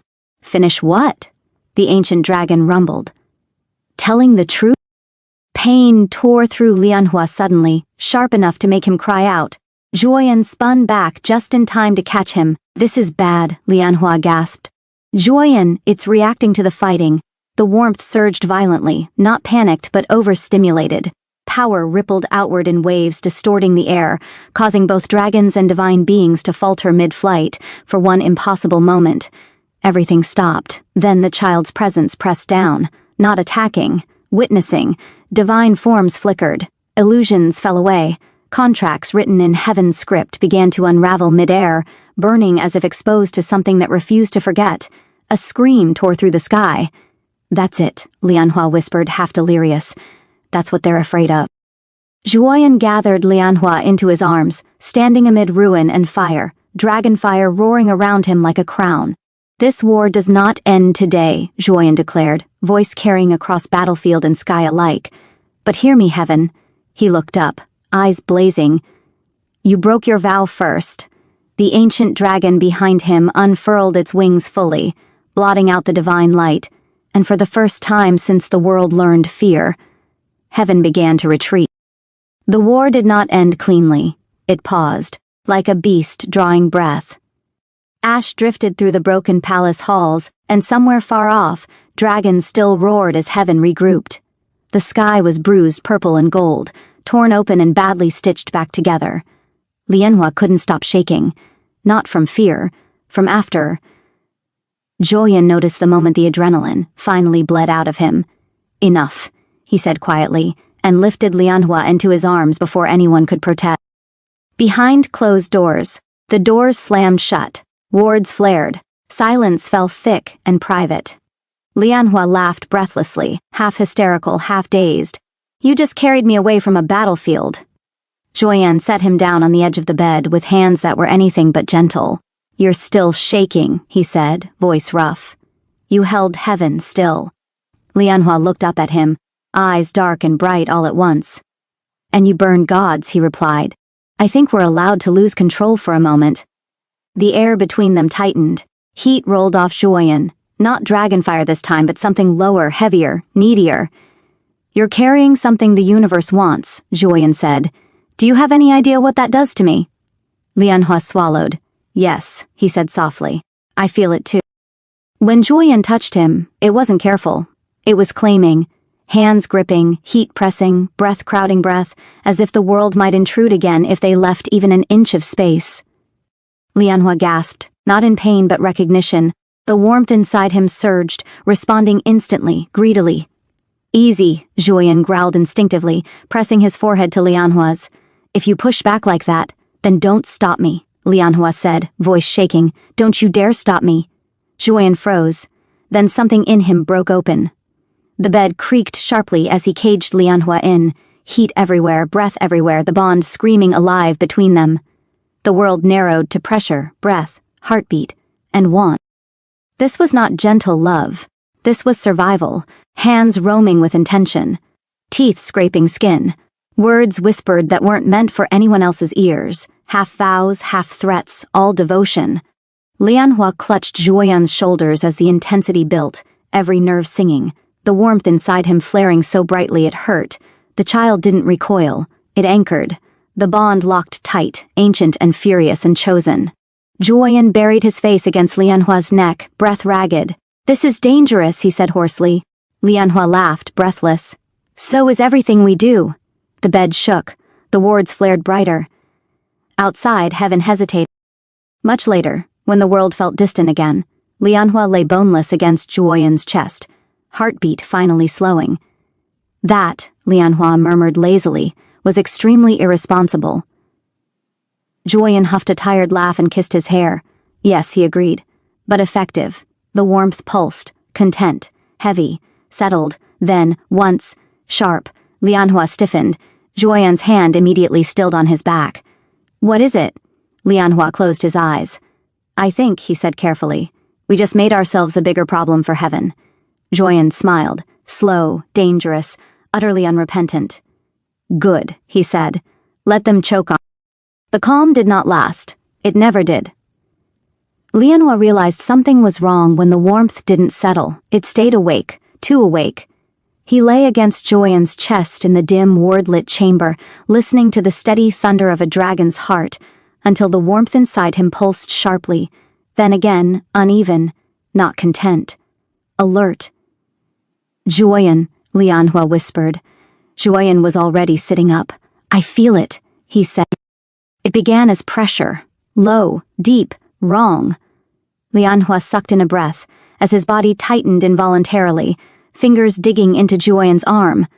"This doesn't feel like before," he said through clenched teeth. "This feels like..." His breath broke. Zhuoyan swore and swung his legs off the bed, already calling for physicians, for wards, for anything. But the warmth surged again, hard enough to knock the air from Lianhua's lungs. Then, it stopped, dead still. The silence inside him was worse than the pain. Zhuoyan showed no panic on his face, but dragonfire flared beneath his skin, cracking the marble floor. "No," he said softly. "Do not go quiet." The physicians arrived too late. They rushed in with charms, tonics, glowing sigils. But the moment they stepped too close, the air pushed them back. An invisible pressure pressed outward from Lianhua's body, gentle but absolute. "Heaven's interference," one physician whispered in terror. "The child is shielding itself." Zhuoyan's blood ran cold. From what? The warmth pulsed once, weak, strained. Then a thought pressed into both of them, fractured and urgent. "They are trying to mark me." Lianhua gasped. "Mark you how?" he whispered. The answer came not in words but in sensation, a brand pressing down from above, not on flesh but on identity. A divine claim, a name heaven was trying to overwrite. The room darkened, not shadows, authority. Golden script bled through the ceiling like a bruise spreading through skin, curling toward Lianhua's abdomen with horrifying precision. Zhuoyan roared. Dragonfire exploded outward, shredding the script, but more kept coming, relentless, methodical. "They're trying to bind the child directly," Zhuoyan snarled. "They don't care if it kills you." Lianhua laughed weakly, sweat slicking his skin. "Well," he panted, "that's rude." Then he screamed. The warmth flared violently, no longer contained. The air bent. Time stuttered. For a single impossible heartbeat, everyone in the room saw it. Not a baby, not yet, but a shape, coiled, unfinished, watching heaven with something dangerously close to judgment. The golden script hesitated, then cracked. A sound echoed through the palace, not loud but final, like a seal snapping, far above, something in heaven shattered. Lianhua collapsed forward, choking on air. Zhuoyan caught him, hands shaking now, fear finally breaking through. "What did you do?" Zhuoyan whispered to the presence inside him. The answer came clearer than ever before. "I refused the name they offered." A pause. "I chose one they cannot erase." The dragon shrine screamed in response. Every ancient ward in the palace ignited at once, rewriting themselves around a single truth. The child was no longer unnamed, and heaven had lost the chance to decide. The pressure vanished. The golden script evaporated. The room fell quiet except for Lianhua's ragged breathing. Physicians rushed in again, this time unhindered. "He's stable," one said shakily. "But, Your Majesty, the pregnancy has advanced." Julian froze. Advanced how? The physician swallowed. Time around the child is bending. You are no longer measuring weeks. Lianhua weakly lifted his head. Of course we aren't. Julian pressed his forehead to Lianhua's, eyes burning. They're running out of time, Julian said. Yes, Lianhua agreed softly. Inside him, the warmth settled again, heavier now, denser, unmistakably present, waiting. The first contraction came like betrayal. Lianhua was halfway through a sentence, something sarcastic, something meant to keep Julian from watching him too closely, when his body seized and the words shattered into a sharp cry. Julian caught him instantly. Say it, Julian demanded. Fear bare now, no longer masked by fire or command. Say what that was. Lianhua swallowed hard, knuckles white where he clutched Julian's sleeve. That, he said breathlessly, was not practice.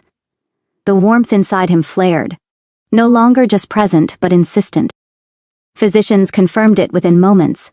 Not calmly, not gently. This is not standard progression, the lead physician said, hands shaking as sigils spun uselessly in the air. The body is being pulled forward. By heaven? Julian snapped. No, the physician whispered. By necessity. Lianhua laughed weakly through clenched teeth. Of course, he said. Because why would anything about this be normal? Another contraction tore through him, longer, deeper, dragging a sound from his chest he didn't bother to swallow this time. Julian held him, every instinct screaming to burn something, anything that dared hurt him. But this was not an enemy that could be incinerated. The bells rang at the third watch. Not alarm bells, judgment bells. Across the capital, priests poured into the streets, divine marks glowing faintly on their skin as they spoke heaven's decree through mortal mouths. The Emperor has broken covenant. The vessel endangers the world. Correction will be delivered by faithful hands.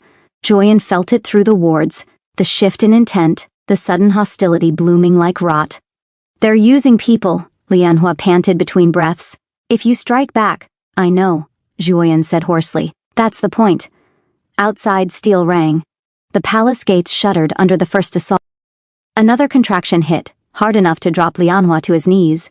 Julian went with him instantly, holding him upright, forehead pressed to his. I can end this, Julian whispered. I can unleash everything and stop them. Lianhua shook his head violently. You do that, he gasped, and heaven wins anyway. They want blood on your hands. The warmth surged sharply, agreeing. Then, unexpectedly, it pushed, not outward, down. Lianhua screamed as his body obeyed something deeper than fear. The physicians froze. Your Majesty, one whispered. The child is accelerating the process. Julian's breath stuttered. Why? He demanded. The answer came, not in words but resolve. If they come closer, the presence echoed faintly. There will be no room left. The palace gates fell, not to divine light, to human hands. Fanatics flooded the outer courtyards, screaming heaven's will, eyes alight with borrowed certainty. Julian stood, lifting Lianhua effortlessly despite his protests, dragonfire coiling dangerously around him. No one touches you, Julian growled. Lianhua clung to him, sweat-drenched, breath shaking. Julian, he whispered urgently. If they reach this chamber... I know, Julian said. He turned and roared. The ancient dragon beneath the throne answered. The palace shook as the old one rose again, its massive body coiling protectively around the inner sanctum, scales forming an unbreakable wall between Lianhua and the world. Outside, the faithful faltered. Inside, Lianhua screamed again as his body pushed harder, further, faster than it should.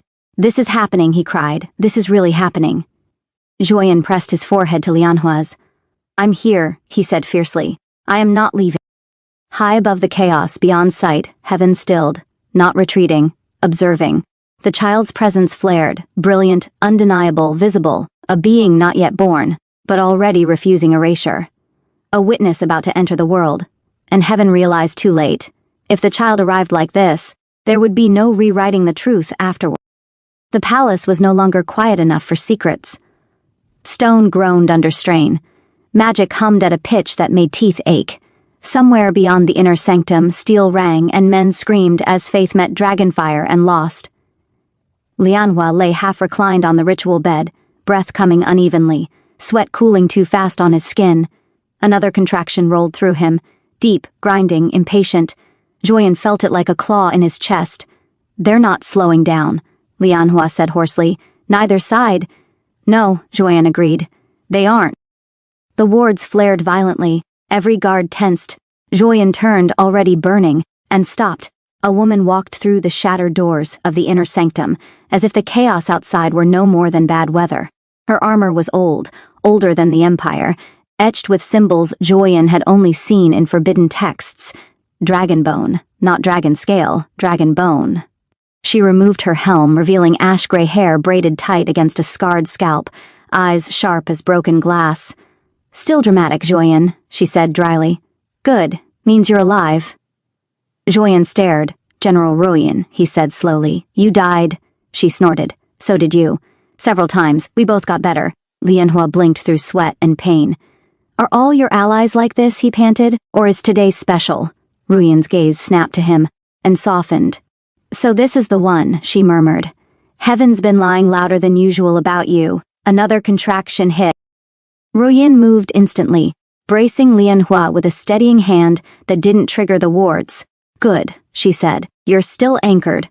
Joyen stiffened. "How do you know?" "Because," Ruyan cut in, "I didn't come alone." The air shifted, not cracked, aligned. 3 more figures stepped into the chamber through a rippling distortion that looked suspiciously like folded time.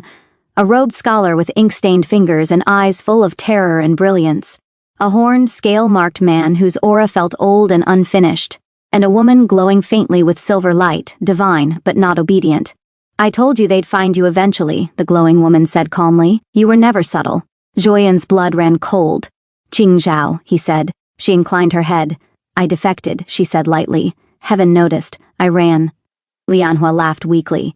"Add that to the list of things happening today." The ink-stained man stepped forward, hands shaking. "I'm Archivist Shen," he said quickly. "Formerly of the Heavenly Record. Currently, very unemployed," Joyen growled. "Speak clearly," Shen swallowed. "Heaven is not unified anymore," he said. "The correctors, the fanatics, the old law, they're fighting each other, quietly, desperately." "And the child?" Lianhua demanded. Shen looked at him like one looks at an eclipse. "They believe your child is not just a witness," he said. "They believe it's a precedent." The room stilled. "A living contradiction," Shen continued. "Proof that heaven can be wrong, and survive being wrong." Ruyan grimaced. "Or not." The horned man finally spoke, voice low and rough. "They are afraid because this has happened before." Joyen turned sharply. "Explain." The man touched the scars along his jaw. "I am the result of the last time Heaven tried to erase a witness," he said. "They failed halfway." Lianhua sucked in a breath. "You're not whole," the man agreed. "Not erased. Trapped between definitions." The warmth inside Lianhua surged, recognizing him. "Kin, they don't want another like me," the half-dragon said quietly. "They want yours unfinished. Or dead." Joyen's dragonfire flared violently. Lianhua screamed. The contraction slammed through him hard enough to steal sight and sound for a moment. Joyen was at his side instantly, gripping his hands, grounding him. Ruyan swore. "This is accelerating again." Qing Zhao's silver glow brightened. "Heaven is panicking," she said. "They're pushing too many corrections at once." Shen looked sick. "If the child arrives while the factions are still fighting," he whispered, "no one will be able to agree on what it is." Lianhua laughed through tears. "Good," he gasped. "I hate consensus." Joyen straightened, eyes burning with clarity. "We stop defending," he said. "We force revelation." Ruyan's grin was sharp and approving. "Finally." Qing Zhao nodded slowly. "If the child is born under open witness, dragons, mortals, defected gods alike, Heaven cannot rewrite the narrative." Shen paled. "That would mean—" "Yes," Joyen said. "Everyone sees." The warmth inside Lianhua flared. Brilliant, resolute, no more shadows. Outside, the ancient dragon roared, wings unfurling wider than the palace itself. The city held its breath. Hatred never announces itself as hatred. It calls itself fairness. Not all dragons answered the call. That fact had been easy to ignore during fire and chaos. But now, as the city reeled and the sky hesitated, the absence became loud. 3 dragons circled far above the capital, wings slow and deliberate, keeping just out of range of both Heaven's forces and Joyen's. They were ancient, noble, and very, very still. They're watching, Lianhua murmured, voice strained as another contraction faded. Not guarding. Joyan's jaw tightened. I know them, he said, or who they used to be. The first to descend was Lord Tianrui, his scales pale jade, his human form immaculate and cold. He landed in the shattered courtyard with deliberate grace, applause echoing faintly from heaven-aligned priests still hiding in the ruins. Dragon Emperor, Tianrui said, bowing shallowly. You've made quite a spectacle. Joyan didn't return the bow. You chose not to fight, Joyan said. That was your decision. Tianrui smiled thinly. I chose not to lose, he corrected. There's a difference. His gaze slid past Joyan, toward the sanctum, toward Lianhua, and so this is the Omega heaven broke itself over. Lianhua bristled despite the pain. I have a name, he snapped. Oh, I'm sure you do, Tianrui said lightly. So did I. One. Rian stepped forward, hand on her blade. Say what you came to say, she growled. Before I remove your tongue. Tianrui chuckled. You were always so loyal, he said, even when it cost you everything. His eyes burned now, not with fire but with something meaner. Do you know how long heaven dangled hope in front of us? He demanded suddenly. How many of us were promised restoration? Forgiveness? A return to our full forms? Joyan's voice was ice. And you believed them. I needed to, Tianrui hissed, because then you appeared. Chosen, untouched, given everything they denied us. His gaze snapped back to Lianhua, raw envy spilling through his composure. And now he gets what even you were denied. The warmth inside Lianhua surged defensively. Tianrui noticed. His pupils dilated. It responds to you, he whispered. Of course it does. Another figure stepped out of the shadows. High Priestess Yulan, robes immaculate, eyes hollow with fervor. You don't deserve it, she said flatly. Lianhua stared at her. I don't remember asking. Her lip curled. You were given purpose without sacrifice, she spat. You did not bleed for heaven. You did not kneel. You did not bargain. Joyan laughed sharply. No, he said. He survived you. Yulan's hatred sharpened. That child will unmake the order, she said. And you expect us to celebrate? Archivist Shen went pale. This isn't just dissent, he whispered. This is alignment. Qingshao stepped forward, silver light dimming. You're choosing annihilation, she said to Yulan. Heaven won't reward you. Yulan smiled serenely. It already has. The wards flickered, just for a breath. That was all Tianrui needed. He moved, not toward Joyan, but toward Lian. Joyan roared. Dragonfire tore through the space Tianrui had occupied a heartbeat earlier, but Tianrui had already shifted, reappearing at Lianhua's side, hand slamming down toward his abdomen. I won't erase it, Tianrui snarled. I'll cripple it. Then heaven will have no choice but to. He never finished. The warmth inside Lianhua exploded outward, not violently but decisively. Tianrui was flung back as if struck by the judgment of the world itself, crashing into the far wall in a spray of blood and shattered stone. The room fell silent. Even Yulan froze. Lianhua gasped, clutching his stomach as pain ripped through him, harder than any contraction yet. That, he panted, furious tears in his eyes, was a mistake. Tianrui struggled to his feet, coughing, jade scales cracked and bleeding. So that's it, he rasped. You're already choosing. The half-dragon stepped forward, eyes cold. We always were, he said. You just hated that it wasn't you. Yulan backed away slowly. This isn't over, she whispered. The world will hate what comes next. Joyan stepped between her and Lianhua, dragonfire coiling tight. Then the world will learn, he said, to live with its jealousy. The traitors fled, not victorious, but not defeated either. Lianhua sagged back against the bed, shaking, breath coming ragged. That was too close, he whispered. Joyan took his face gently, forehead pressed to his. I swear, he said, voice breaking through iron resolve, no one touches you again. Inside, the presence settled, angry, alert, and very much awake. It had felt envy, it had recognized hatred, and it had responded. The sky split open, not with lightning, but with attention. Every faction felt it at once, heaven's loyalists, its dissenters, the dragons circling in indecision, the mortals cowering in streets below. Something was being noticed, and nothing terrified heaven more than that. Inside the sanctum, Lianhua screamed, not from fear, from arrival. This isn't normal labor, Ruyan said sharply, hands steady despite the chaos. It's responding to what? Zhuoyan demanded, dragon fire flickering uncontrollably along his arms. To pressure, Qingzhao answered. Her silver glow pulsed erratically. Hatred, envy, intent. All of it is accelerating the manifestation. Lianhua arched with a cry, clutching Zhuoyan's wrists. It hurts, he gasped. It knows they hate it. It knows. Zhuoyan pressed his forehead to Lianhua's, voice rough and urgent. Listen to me, he said. You are not alone. You never were. The presence inside surged again, hot, furious, alive, not fragile, not passive. High above, Lord Tianrui hovered, blood still staining his jade scales. Beside him, Yula knelt on a floating sigil, hands shaking. Not with fear, but with resentment so sharp it made her eyes burn. They're still letting it happen, Tianrui rasped. They're watching us lose. Yulan's lips twisted. Then we stop watching. She raised her hands and screamed a prayer that wasn't sanctioned. The sky convulsed. Shen shouted from the sanctum entrance. She's invoking the old correction. Qingzhao went pale. That law predates mercy. The air in the sanctum collapsed inward. Gravity warped.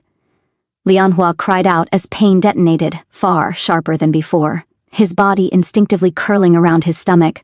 Zhuoyan roared, dragon form flickering at the edges of his control. No, he snarled. You don't get him. Fire met law. And for a heartbeat, neither one. A sound filled the chamber, not a cry, a resonance.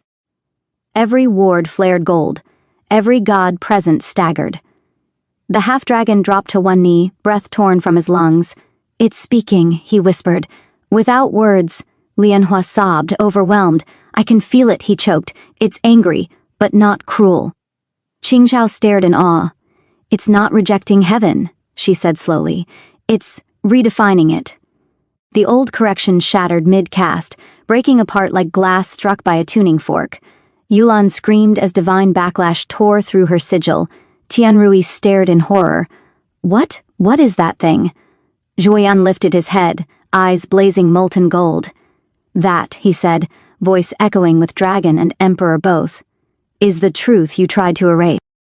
The labor surged, final, unstoppable. Ruyan barked orders. Now. Zhuoyan, anchor him. Don't let the realm pull away. Zhuoyan wrapped himself around Lianhua, wings shielding him as power cracked outward. Lianhua screamed. And then, silence. A cry cut through the chamber at last, clear, furious, alive. The moment it sounded, the sky stilled. Qingzhao dropped to her knees. Shen wept openly. The dragons circling above froze mid-flight. Ruyan laughed breathlessly. By all broken laws. Zhuoyan stared down in disbelief as Ruyan placed the child into Lianhua's trembling arms. The baby glowed faintly, warm, solid, real. Lianhua sobbed, exhausted and shaking. Zhuoyan, he whispered. He's here. Zhuoyan swallowed hard, voice unsteady. What is his name? The child's presence pulsed, firm, unmistakable. Lianhua smiled through tears. Yanru, he said. Because even fire can be gentle, and even heaven can change. The name echoed outward, and this time, heaven answered. Aftermath. High Priestess Yulan was gone, erased not by dragonfire, but by the very law she tried to wield. Tianrui fled alone, his envy hollowed into terror. The factions of heaven fractured openly, unable to deny what had been witnessed. A child born of contradiction. Alive, whole, unapologetic. Zhuoyan bowed his head over Lianhua and their son. They will never stop fearing him, he said softly. Lianhua kissed Yanrui's brow, fierce and tired and smiling. Then they'll have to learn, he said, that fear isn't the same as authority. The night Yanrui was born, the forests woke. Not metaphorically, literally. Roots tore free from soil long undisturbed.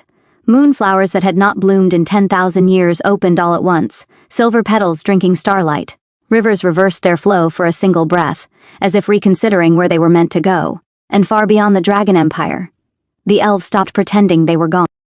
Archivist Shen had not slept. Scrolls littered the floor of the outer sanctum, some burned at the edges, others so old they crumbled when touched. His hands shook as he unrolled one final fragment, breath hitching. This, he whispered, was erased from heaven's records. Qingxiao knelt beside him, eyes narrowing. Elven script, she murmured. Pre-ascension dialect, Shen nodded frantically. It's a prophecy, but not a prediction. It's a warning. Juoyan stood silently nearby, Yanrui cradled against his chest. The child was awake, golden eyes too aware, watching the room as if listening to something no one else could hear. Shen swallowed. When fire bears witness and law fractures, the unfixed shall be born. Not heaven's heir, not dragon's crown, but the hinge upon which endings turn. The room felt colder. Lianhua, pale but upright now, exhaled slowly. That's comforting, he said weakly, in a terrifying way. Ruian leaned against a pillar, arms crossed. You skipped a line, she said. Shen hesitated. It's damaged. Try harder. He closed his eyes and read from memory. Beware the crown of fire, for it is bound by a promise broken before names. When the heir cries truth, the curse will wake. Juoyan stiffened. The half-dragon's voice was low. The dragon emperors, he said. The first ones. Qingxiao looked sharply at him. They made a pact, he continued. With the elves, with the old spirits, with the world itself, and broke it, Lianhua guessed. The half-dragon nodded. They chose dominion over balance. Yanrui stirred. The air shimmered. Just slightly. The wards sang, not in alarm, in recognition. Everyone turned as the air folded in on itself, revealing a glade that should not exist inside stone walls. Pale trees rose from nowhere, leaves glowing faintly blue, and stepping from between them came figures, tall and luminous, ears sharp, eyes ancient and furious. Elves, real ones. The one at the front inclined her head, not in respect but acknowledgement. Dragon Emperor, she said. Omega Bearer. Lianhua raised a brow. Wow, that's direct. Her gaze locked onto Yanrui and the unfixed child. Juoyan's wings flared slightly. You come armed, he said coolly. We always do, she replied. You just forgot. I am Salith of the Root Court, the elf said, and we felt the curse shift. Ruian snorted. Join the club. Salith ignored her. The dragon crown is not merely symbolic, Salith said. It is an anchor, a theft, a wound. Juoyan's voice was iron. My crown holds my empire together. Yes, Salith said softly. At the cost of the world's consent, Yanrui let out a small sound, not a cry, but a pulse. The glade flickered. Salith inhaled sharply. He can hear the old languages. Qingxiao's breath caught. That shouldn't be possible. Nothing about him is, Salith replied, which is why heaven is afraid, and why the curse is waiting. The air shook as 3 ancient dragons descended, not Tianrui's faction, but something older. Their scales were dark, cracked, etched with runes worn smooth by time. Elders. They bowed, not to Juoyan, but to the child. The first fire stirs, rumbled one. The old oaths are restless. Another growled. The curse was meant to end with silence. Lianhua hugged Yanrui closer. Well, he said quietly, he's not very good at silence. A low, surprised huff of laughter rippled through the chamber. Shen's voice trembled.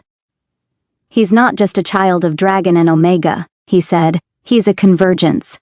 Salith nodded grimly. He is what happens when a lie lasts too long, she said, and the world finally speaks back. Juoyan looked down at his son, something like fear and awe twisting in his chest. Is he a weapon? He asked. Yanrui yawned, small hand curling into Juoyan's robe, warmth steady and alive. Salith shook her head. No, she said. He's a choice. The curse cannot be destroyed, Salith continued. Only resolved. Ruian grimaced. That sounds expensive. It will cost, Salith agreed. Power, territory, pride. Qingxiao looked at Juoyan. And heaven will not survive unchanged. Juoyan met Lianhua's eyes. Lianhua smiled faintly, tired, defiant. When has change ever asked permission? The curse did not speak in thunder. It spoke in direction. Yanrui would not stop staring west, not crying, not fussing, just watching, small fingers flexing as if grasping invisible threads. Salith noticed first.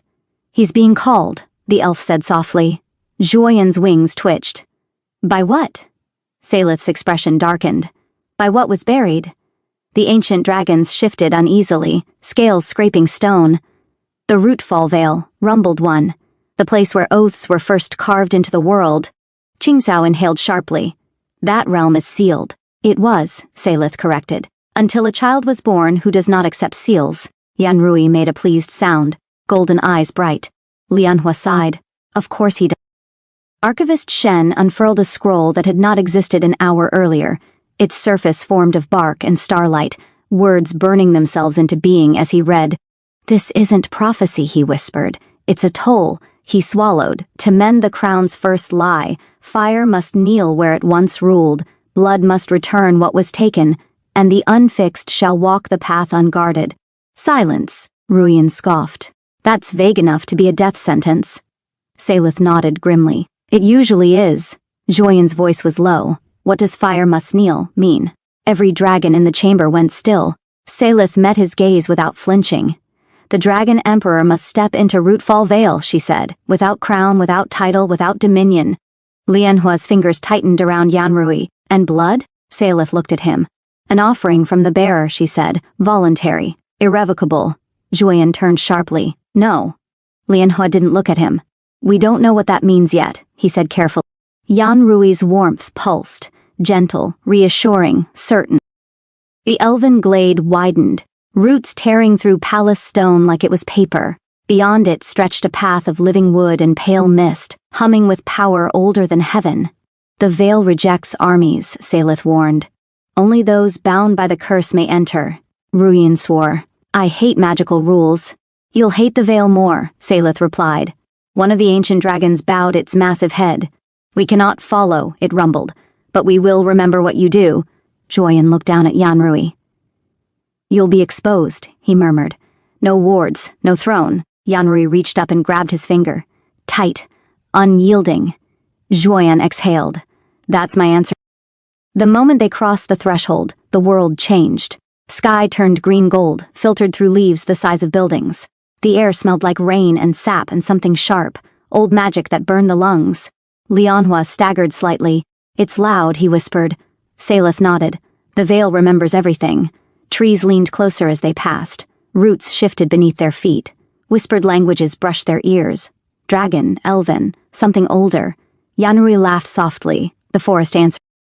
They reached a clearing where the ground dipped into a bowl of smooth black stone. This is where the first Dragon Emperor took the crown, Salith said.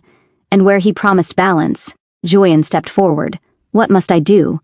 Salith gestured to the center. Kneel, she said, and listen. Joyan removed the dragon crown.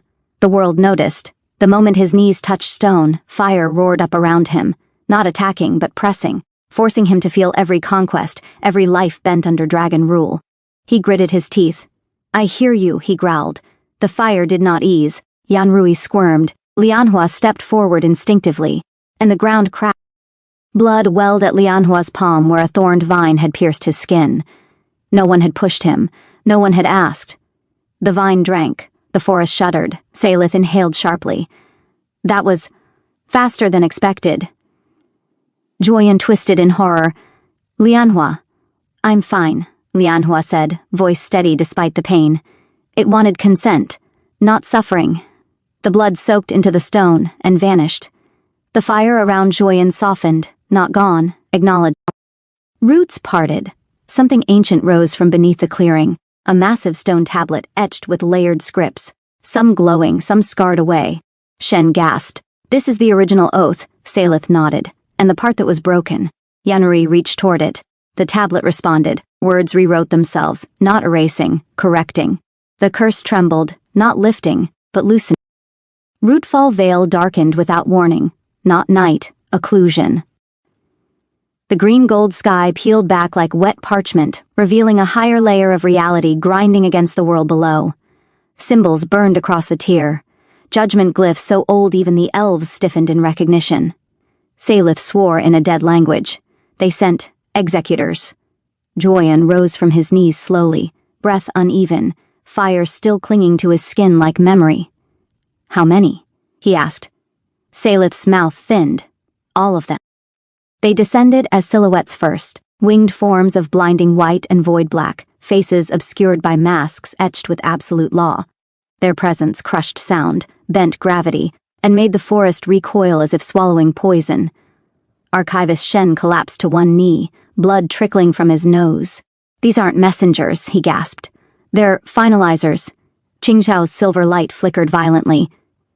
"Heaven doesn't want negotiation," she said hoarsely. "They want correction by erasure." Lianhua clutched Yanrui instinctively as the pressure intensified. Yanrui did not cry. He stared. The executors raised their hands. Reality began to fold. "Stop!" Zhuoyan roared, dragonfire flaring, but the flames stuttered, arrested midair by divine negation. Salith shouted, "He can't overpower them like this." Then, Yanrui lifted his small hand. The world paused, not frozen, listening. A sound rippled outward, not speech, not magic, but resonance so pure it made the veil tremble in recognition. Roots burst from the ground, wrapping around the executor's legs. The forest leaned toward the child. One executor staggered. "That," it said, voice distorting. "That frequency is not catalogued." Yanrui blinked and answered. The sound Yanrui made this time fractured the glyphs mid-air. Law cracked, not broken but bent, forced to adapt to something it had never accounted for. Qingxiao stared, awed. "He's not rejecting them," she whispered. "He's talking over them." Salith's eyes shone. "He's invoking the world's original consent." The executors recoiled. "You are an anomaly," one intoned. "You will destabilize." Yanrui giggled. The forest surged. The veil closed ranks. Lianhua cried out suddenly, not from attack, but from pull. Zhuoyan turned in alarm. "What's happening?" Salith's expression tightened. "The offering," she said. "The veil accepted it, but blood given here is never forgotten." Lianhua's heartbeat echoed unnaturally loud for a moment. His magic, quiet until now, shifted, not weakening, changing. "You're being bound," Qingxiao realized. "Not drained." Zhuoyan clenched his fists. "Bound to what?" Salith met Lianhua's eyes. "To Rootfall," she said. "You're becoming a living anchor." Lianhua swallowed hard. "So if the world tips, it will feel it through you," Salith finished gently. Yanrui turned, warmth flaring, pressing reassurance into Lianhua's chest like a promise. "I'm okay," Lianhua said shakily. I think I was always meant to be." A roar split the air. The ancient dragons descended, not into the veil, but around it, forming a living barrier in the sky. Their scales burned with runes older than heaven's authority. "We remember," they thundered as one. "We remember the promise." The executors faltered. "Heaven forbade your interference." "Heaven broke first," the dragons replied. Dragonfire laced with root light slammed into the tear in the sky, not destroying it, but pinning it close. Yanrui's glow intensified, not blinding, but undeniable. The veil whispered his name, not Yanrui, but something older, something unfinished. One executor stepped back. "This child cannot be erased without unmaking precedent," it said. Another hissed. "Then we delay. Observe, adapt." The tear began to seal, not defeated, withdrawn. Silence fell slowly, like ash. The forest relaxed, but did not sleep. Zhuoyan collapsed to his knees beside Lianhua, gripping his hands. "You scared me," he said hoarsely. Lianhua smiled weakly. "Fair," he said. "I scared myself too." Yanrui yawned and promptly fell asleep. Tiny hand curled in Zhuoyan's hair, warmth steady and sure. Salith exhaled. "Heaven has seen him now," she said. "There is no hiding." Qingxiao nodded. "And no going back." Archivist Shen stared at the tablet as new lines etched themselves into the stone. "It's updating," he whispered. "The prophecy. It's changing." Salith looked at the family standing at the heart of the veil. "Good," she said softly. "So is the world." The veil did not sleep. It hummed, low and intimate, like it knew what kind of night this was going to be. The danger had passed, but the adrenaline hadn't. Magic still clung to the air, to skin, to breath. Everything felt too close, too sharp, too alive. Lianhua stood at the edge of the glade, moonlight catching in his loose hair, bare throat exposed where his robes had slipped. He felt wrong in his own body, too aware of it, too sensitive, like every nerve had been left uncovered. Zhuoyan watched him like a starving thing. "You shouldn't be standing," Zhuoyan said, voice rough, restraint fraying at the edges. Lianhua glanced over his shoulder, eyes bright and dangerous. "You don't get to tell me what to do tonight." Something in Zhuoyan snapped. He crossed the distance in 2 strides, crowding Lianhua back against the living stone wall of the veil. The forest leaned in, leaves shivering, magic thickening as if curious. Joyan braced one arm beside Lianhua's head, the other gripping his waist hard enough to leave no doubt he was there.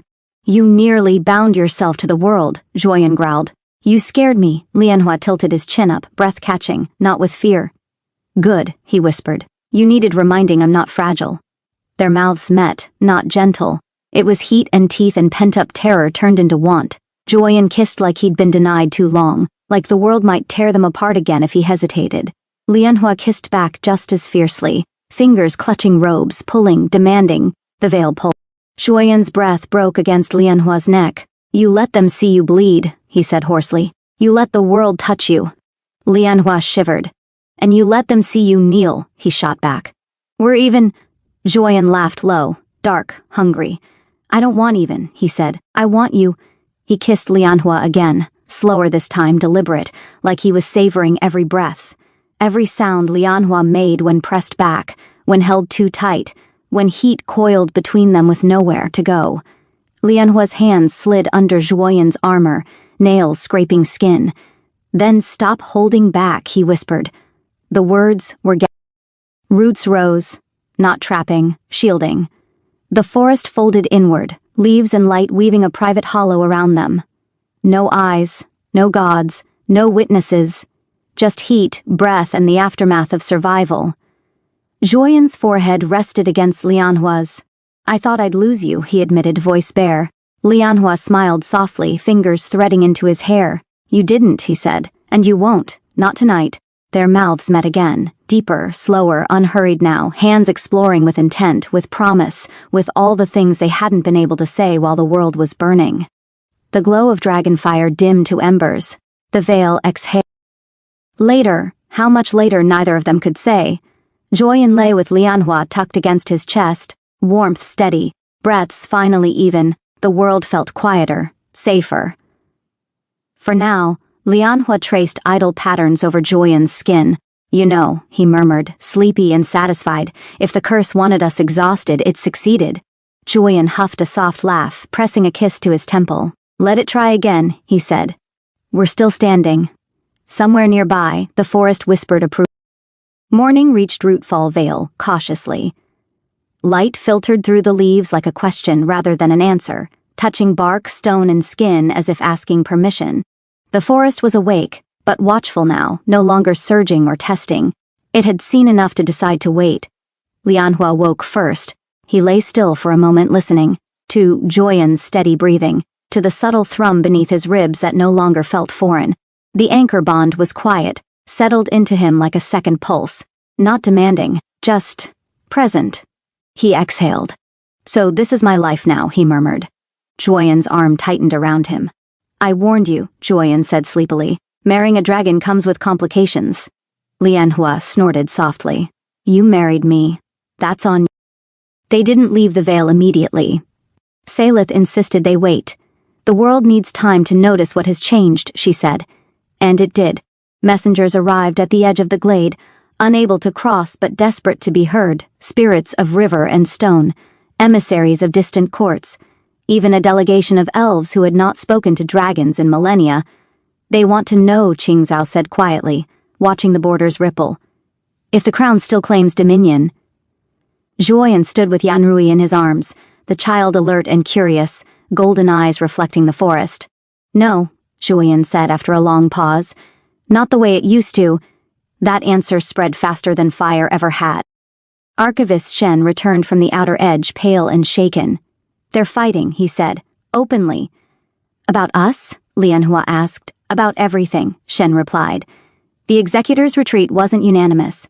Records are being challenged. Thrones are vacant." Salith smiled faintly. "Heaven hates uncertainty," she said. "And your child embodies it," Yanrui gurgled, pleased. Joyan glanced down at him. "You're going to cause so much trouble," he said softly. Yanrui grabbed his finger and refused to let go. That afternoon, the anchor bond finally asserted itself fully. Lianhua felt it as a pull, not painful but undeniable. A shift in awareness that let him feel when the land was strained, when magic twisted too tight, when balance tipped toward harm. He sat down hard, breath catching. Joyan was there instantly. "What is it?" Lianhua closed his eyes. I can feel places breaking, he said quietly. Old scars, old greed. Salith knelt before him, solemn. This is why the veil chose you, she said. You will not rule, you will respond. Lianhua opened his eyes. So I don't get a throne. Salith shook her head. No, she said, you get responsibility. Lianhua grimaced. I was afraid you'd say that. The decision was made that night, not declared with ceremony. Just spoken plainly by the fire. The Dragon Empire will remain, Juoyan said, but the crown will no longer bind the world without consent. Ruian raised a brow. You're voluntarily limiting yourself. Juoyan nodded. I already knelt once, I can do it again. Qingzhao looked at Lianhua. And you? Lianhua looked down at Yanrui, then back up at the gathered faces. Dragon, elf, spirit, mortal.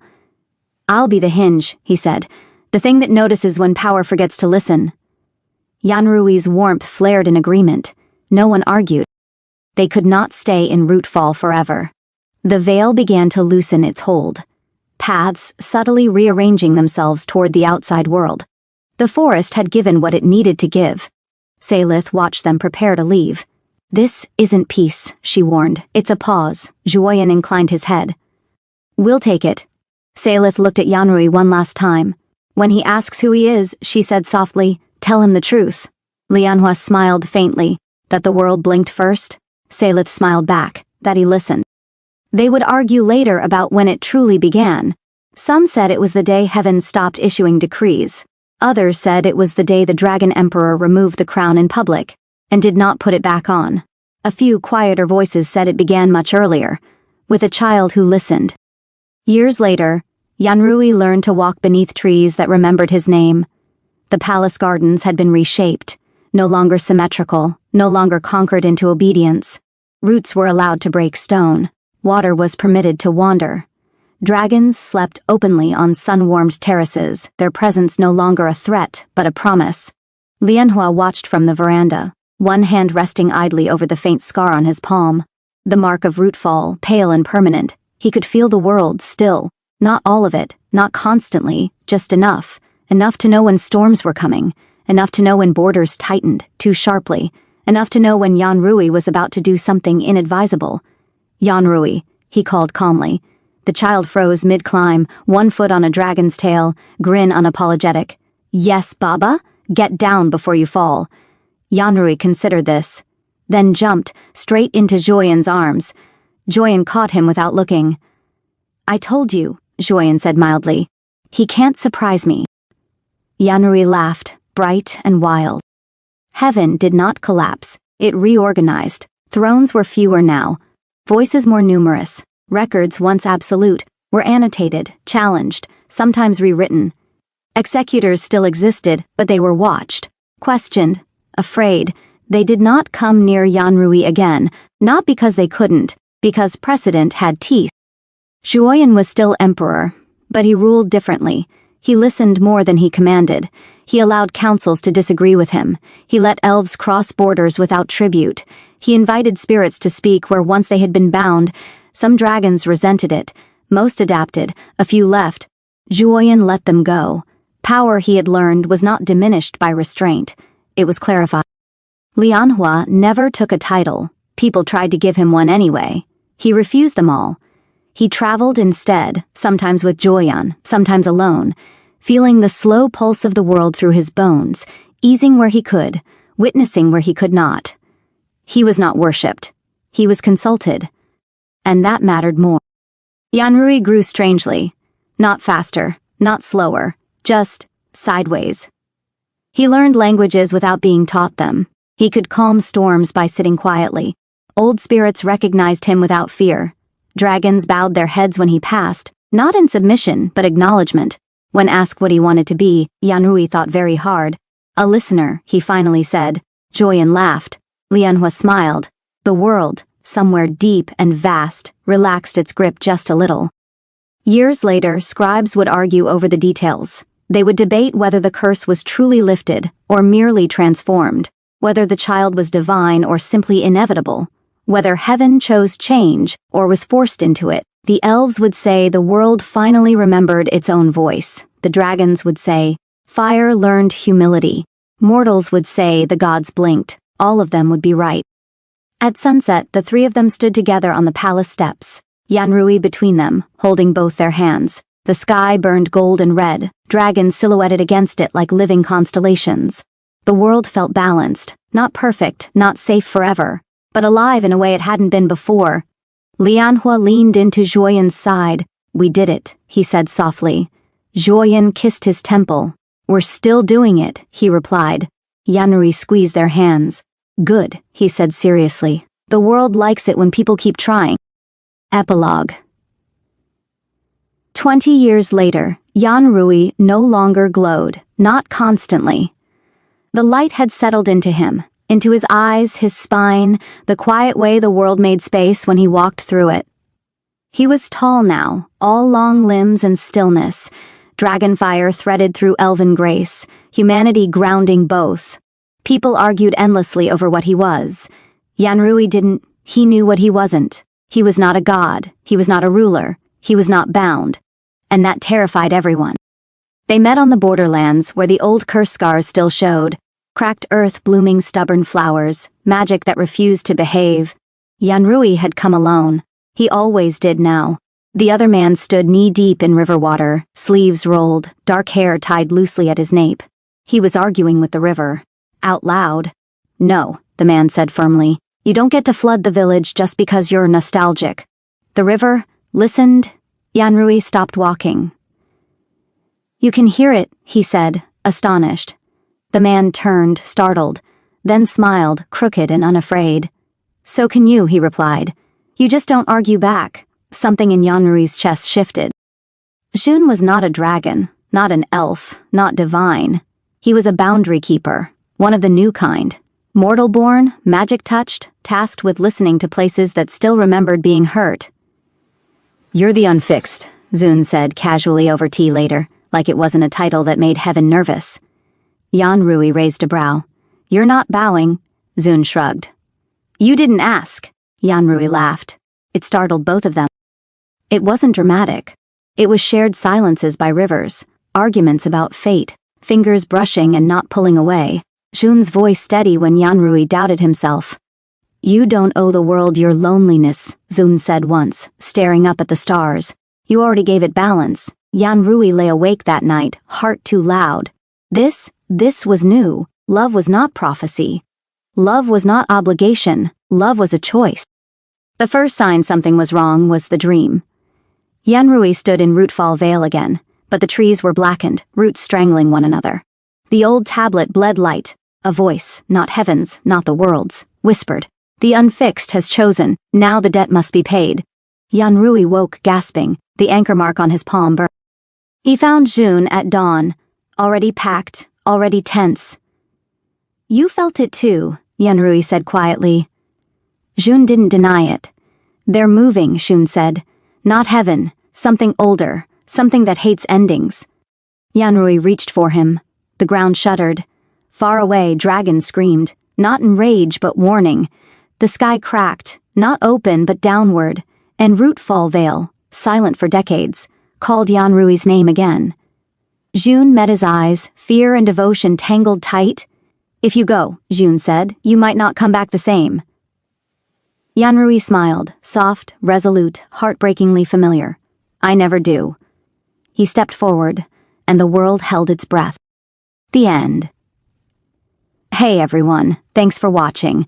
If you loved it, don't forget to like, subscribe, and hit that bell icon for more amazing content. Drop a comment with your favorite moment, and I'll see you in the next one.